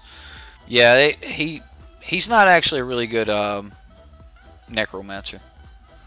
More of like a healer, right? He's gonna go heal this little dude and then bring him back, but not really a necromancer. 2/5 Angel, where are we at? 2/5 Angel. Oh, Aurelia, Exemplar of Justice. Yeah, she's a thing. This card's gonna be decent. Look at the angels we've got to play with, guys. We've got 14. No way. What? 1, 2, 3, 4, 5, 6, 7, 8, 9, 10, 11. We've got 11 angels? That ain't bad. You got to be able to build something around that, right? Are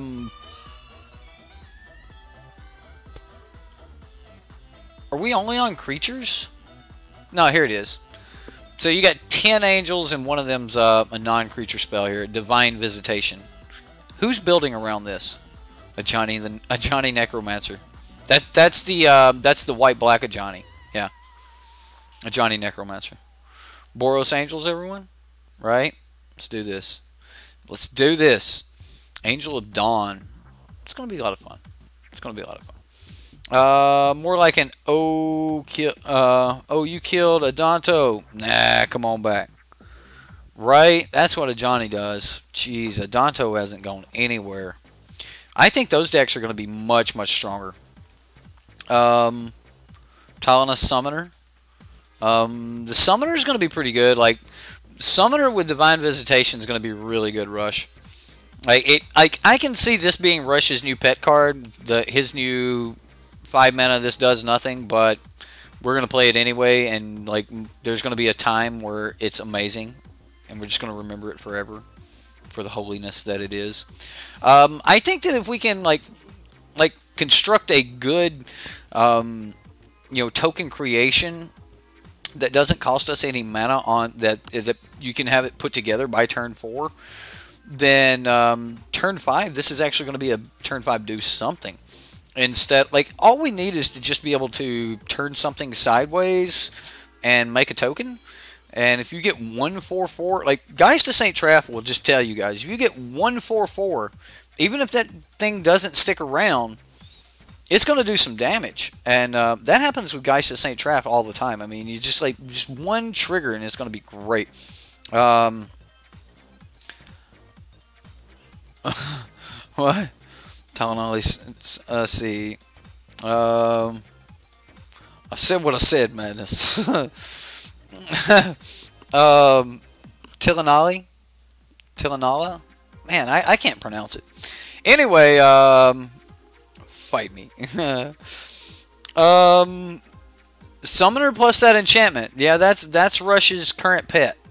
So like I definitely think that there's going to be like a Naya brew or something like that people are going to be kind of toying around with. There's too many good like red white and red green and green white cards that just go with the divine visitation.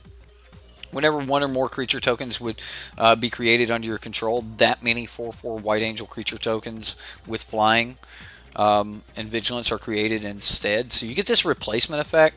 So you're going to make like a 1/1, and all of a sudden that 1/1 becomes a 4/4 Angel. Okay. Alright. I like it.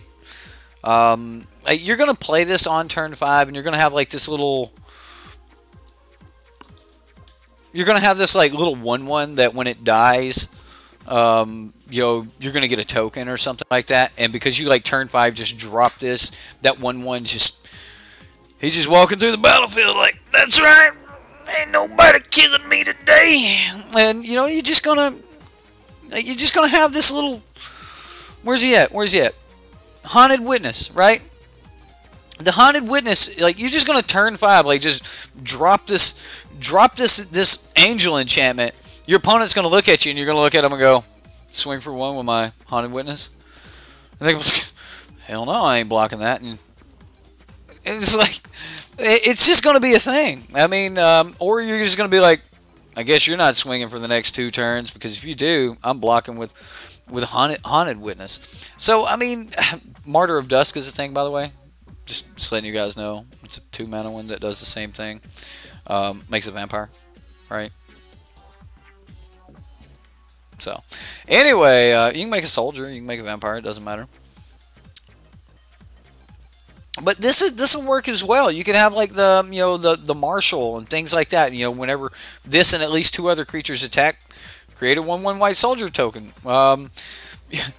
If you're in red, which I highly expect people to be in red, right? Because I'm saying that I think the Divine Visitation card is going to go in some kind of like either a Boros or Naya tokens deck. Even if you're not using the Summoner, which is, I think that's Rush's plan is to use Talinali Summoner. You can ascend when it attacks. You may pay 1 red and X. Now, the reason I'm not like so thrilled about this one is because you're not going to be able to like turn 5 play the enchantment and have mana to pump into your Summoner. But what you can do, let's go on down to the 3 drops, right? Let's look at Legion Warboss, okay? You can have a Legion Warboss on the battlefield. First main phase, drop that enchantment. It's going to do nothing this turn, right? Enter combat. You enter combat and instantly you're going to make a 4/4, okay? Okay, I'm going to have to look at the rulings on this because this actually looks a little bit different. There's a period here, so like we're going to get a replacement effect for the at the beginning of combat on your turn, create a 1/1 red goblin creature token. Now, if I'm not mistaken, that's the part of this effect that will get replaced. We may still have haste, and it may have to attack this turn. I'm going to have to check that out. Like I'm going to have to look back into replacement effects, and I will, because that's something that I really want to know if that works.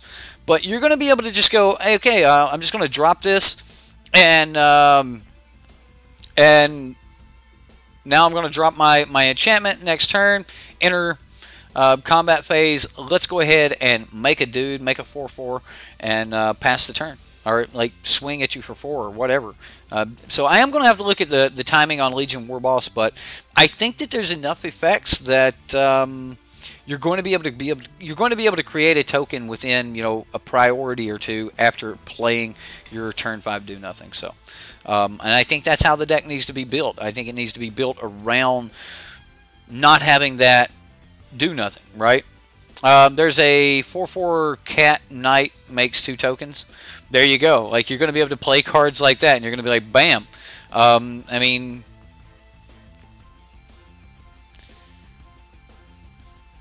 we need something that makes tokens. Valduck, like, you could have Valduck set up, maybe. I don't know. That's probably stretching it. But Legion Warboss seems like it fits in that deck just magnifico, right? It's actually a cat soldier, but yeah. Psy Master Angel Maker. Oh crap.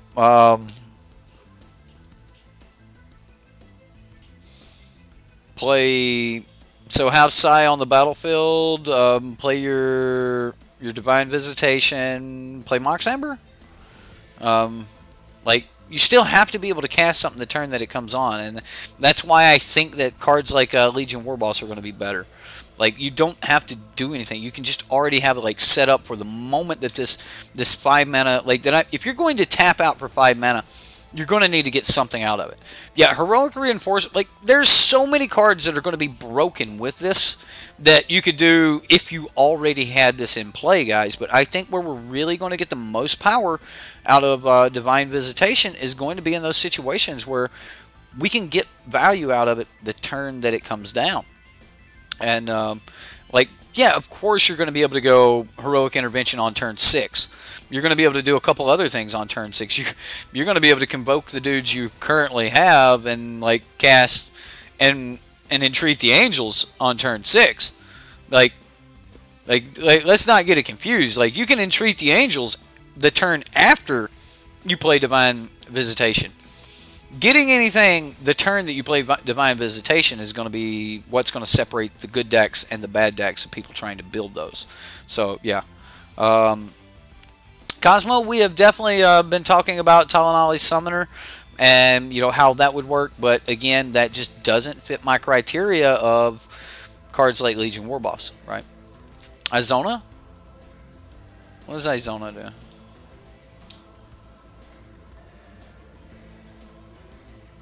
Oh, I've got to learn all of the new things.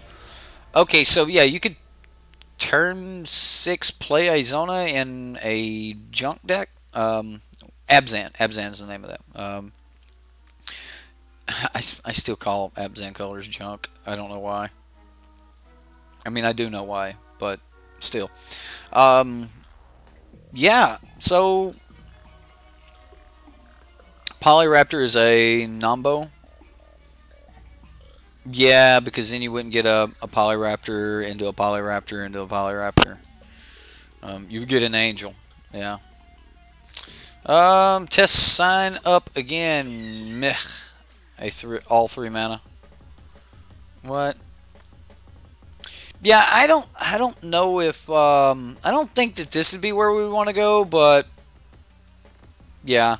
I think Legion Warboss works with it better than most things. And then, of course, you know, like Heroic Reinforcements is going to make your 4/4 Angels have haste and a +1/+1. So that's going to be pretty good. So I'm also thinking that you can have like a turn 4 History of Benalia. Like, that's probably going to be one of the better things you can do as well. Turn 4 History of Benalia, you make a knight instead. You make an angel instead of a knight. Now, that's going to really hurt your turn 5. Or your, yeah, like turn 6 when your history actually goes off. That's probably not, no, so history wouldn't work either. Because you're going to get the second chapter before you can actually cast the Divine Visitation. So, no, that doesn't work. Yeah, the history wouldn't work at all. Well, heck, I don't know what else you really could do other than just like Legion Warboss. Is it going to be like the best thing to run with the Divine Visitation, along with all of the other great cards that you could cast after you get it? So, what else we got going on here, guys? Like we're coming up on a little over the 2-hour mark, so like this is pretty much the end of the show anyway. I hope you guys have had some fun. whenever you would, I think it's whenever you'd make a creature token.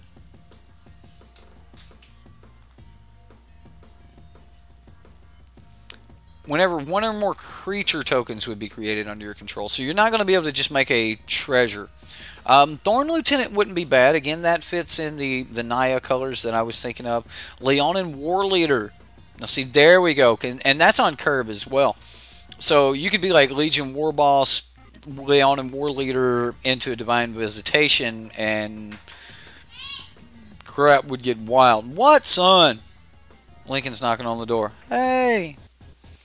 Anyway, guys, that's going to do it for tonight. I hope you like my thoughts on, the cards rotating out versus, the cards coming in, things like that. We're going to try to, Tindershoot Dryad would be nasty. I mean, yeah, so now you guys are thinking. Now you guys are on my line of thinking where you actually can get value out of this without doing anything else. Like, all you need to do is just have this stuff already set up and just play this 5 mana do nothing, and it's going to be 5 mana do a bunch. So thank you. I appreciate everyone coming out and just hanging out there. That originally we were going to play some more Last Chance decks, so I need to go ahead and squash that. I do have thumbnail made. Like, we're gonna change the. I'll give you guys a little peek at the new Subscriber Sunday thumbnail, if I have it made here. New Reddit deck Subscriber Sunday. I'm quite fond of it. I think the color scheme is gonna work really well. So, yeah, Vraska, doesn't she look good? So this is what we got coming up for Sub Sunday. Hopefully we'll have the new decks. If you guys are going to be going over to the Reddit and posting your decks, can't post the old ones, so we basically need to start with a new standard. So just make sure that if you're posting decks that they don't have old cards in them. I'm going to dismiss the ones that have the old cards in them. So we're going to be using current standard, and online standard has rotated. So good luck, guys. I guess we need to get a meal deck built, right? Like, everyone's going to be playing red deck. We know that, okay? Like, we know there's a bunch of people that play red deck at the beginning of every rotation. Ryan from Behind Eyes Gaming has already said that he's going to be playing red. I know that there's some other people that were saying they were going to be playing red. So I know that red decks are going to be played, but that's actually not what I want to do for Magic Online. For Magic Online, I want to have a meal deck. I'm wanting some type of mill and control. I want to be able to mill the opponent out and look at their decks. I want to see as many good ideas, and I want to see the power levels of those ideas. So we're going to have a day of not necessarily worried about winning, but gathering information. And I think it's going to be a really good way for us to go into the new format. Let's look at these people's decks. Let's look at cards that they're trying to play with. Let's look at new additions that people are trying and things like that, and see if we can gather some ideas from it. And I think it's going to be a great way to tackle the meta. So I guess at some point tomorrow I will try to get the best version of Mill together that I can, and as soon as we can get a draft of the new set available. I don't think that they're available right now. I'm going to go check. I was looking for that earlier. Can't do pre-releases yet. Can't do drafts yet. So as soon as those are, we could get into a Legacy Cube. There are 5 more people needed. But as soon as the Guilds of Ravnica drafts and sealed events are available, we may do an online pre-release and then do a draft or something like that. So get ready for that. I plan to do that here really soon, but I also plan to have a mill deck put together so that we can mill through these people's decks, look at people's decks, and that's probably what we're going to do tomorrow. Yeah, So if you want to join me on Twitch tomorrow, look for the mill strategy. I'm probably just going to be milling people out now that the online strategy has already changed. Whether they have the new cards or not, I want to see what decks people are playing, and I think mill is a great way to do it. So, all right, guys. Does anyone else got anything you want to throw in chat? You're going to have to do it quick. I'll give you a shout out while we're letting the music play out. But that's all I've got for tonight, guys. It was a lot of fun just hanging out, talking to you guys, running my mouth for 2 hours straight. I seem to be good at it, right? Anyway, it was a lot of fun.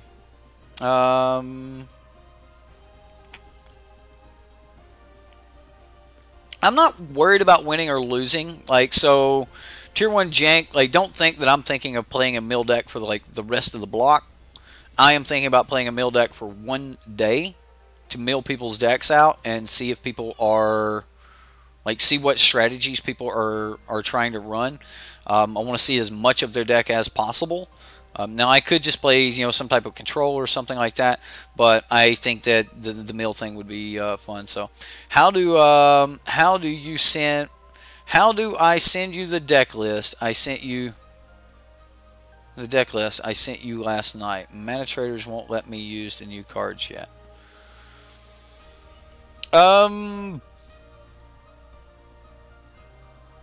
Wow. I guess we're gonna. I will go ahead and get some information on that. If manatraders will not allow you guys to use the new cards yet, I will find out tomorrow. Because I'm going to be trying to build decks with the new cards as well. I will find out some information for you guys on manatraders tomorrow, because I know a lot of you people rent. You people in my community. I know a lot of you people actually use mana traders like me. So yeah, we're you people, you magic card renters, right? that's freaking hilarious. Anyway, I know that you guys are going to want some answers and stuff like that, and I will see if I can find you guys some answers. All right, so I will look into manatraders tomorrow. I'll see like when they expect to start getting some stock. Remember, until we can actually get a hold of the cards on Magic Online, manatraders can't get a hold of them. So like us, they have to, you know, buy packs, they have to buy other things, and like as of right now, they're still not selling the boosters.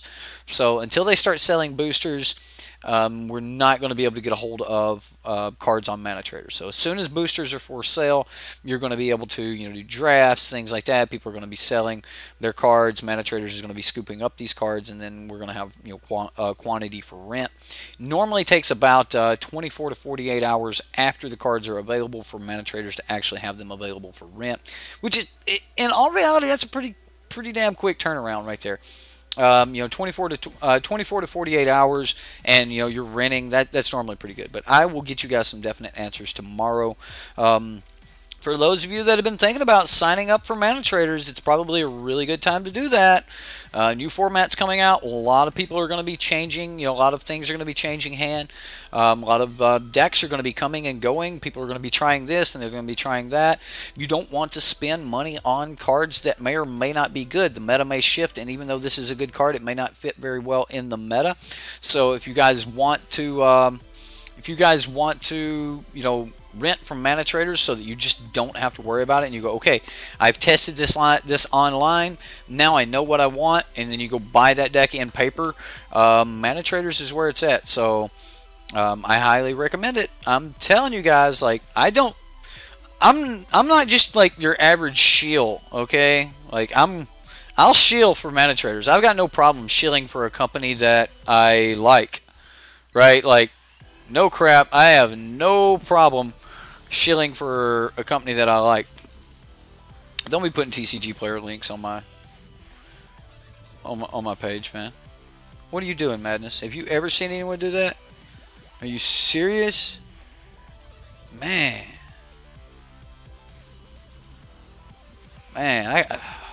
dude, I can't believe you do this.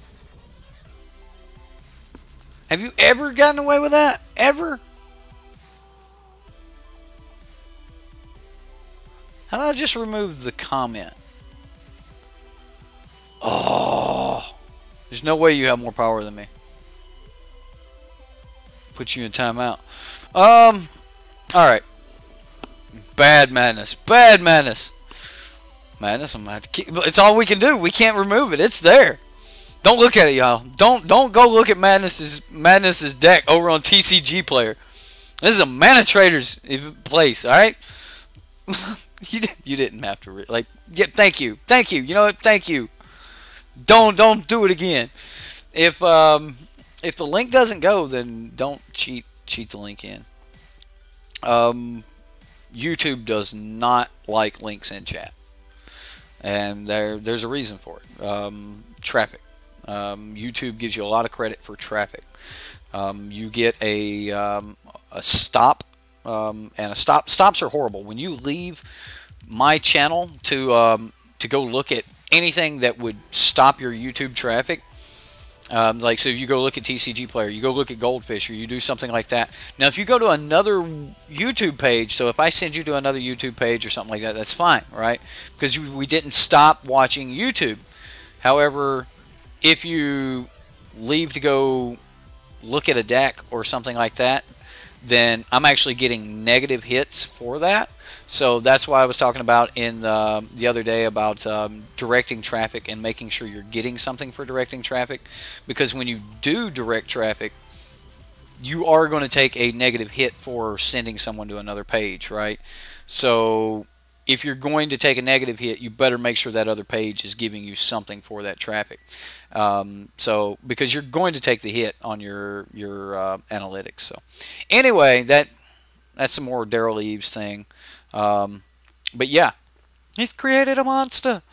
That was a horrible Eminem impression, right? Anyway, guys, that's all I've got for tonight. It was a ton of fun. I enjoyed going through those cards with you guys. I guess we can just do this really quick. Bam. Go ahead and just delete that. We'll get started building these new decks. We got a lot of gameplay to do, guys. Oh my goodness, we got a whole meta to learn. As soon as cards are available, we're going to be doing some major streams. Don't forget to check me out over on Twitch. You're going to see me on Twitch a lot during the day. I haven't decided on whether or not we're going to be doing daytime YouTube streams. 100% we're going to maintain the nightly YouTube stream. That is not going anywhere, I promise. The nightly YouTube stream, for those of you guys that like to hang out and watch YouTube here with me, you are going to be able to continue doing that. That is not going anywhere, but during the day we are going to be doing some Twitch streams. I've gotten pretty much everything set up for that, so we should have a lot of fun with that. Jizza, we did not play the Legacy Cube tonight. I know that's kind of what you were wanting us to do. Very sorry. Like you did. Thank you for the way you made the donation. It frees me a lot of worry. But what will be on Twitch? Lamp's going to be on Twitch. Lamp, and then this dude, like the mustache, it's going to be on Twitch. We're going to be on Twitch. We're going to be on Twitch. We're going to be streaming on the Twitch channel for daytime streams, and then we're going to be doing the YouTube stream nightly. So, am I doing arena stuff tomorrow? More than likely. Will you be on Twitch? Yes, I can. If you guys show up over there, you will. If you are my moderator here, you will be my moderator there. Nightbot's not over there though. We've got MTG bot. MTG bot's a pretty cool bot. You can actually type in like exclamation point and card and the name, and it'll pull up all the text on that card for you. So MTGO bot's a really good, really cool thing that we've got over there. Yeah, that's right. I actually started on Twitch, guys. So like we've got a little bit of something over there already in place. So haven't done anything over there in a long time. So anyway, if you do show up on Twitch and you come over there and you have access here, I'm going to try to make sure that you guys have something there. As far as memberships though, pick where you want to be. That's the best thing I can say. I originally didn't want to do it because some people would want wouldn't want to pay here and wouldn't want to pay over there, and some people would want to do that. That's going to be up to you guys. Pick where you want to be. We've been doing just this show for a long time, so I think it's just time to add another show. So that's all I got. I mean, that's it. That's all I've got to say, guys. I'm just done. I'm done. I'm done. Just like Red Black, I'm done. It's over. It's over, boys. We survived the energy crisis. It's time to move on like Rush and glide on into the night. Guys, I'm going to crank up the music. You guys enjoy the rocking of and the rolling of what is this? I don't even know what is this, like Mario? Come on, OC, show me what this is. Teenage Mutant Ninja Turtles. There we go. Enjoy. We'll see you next time.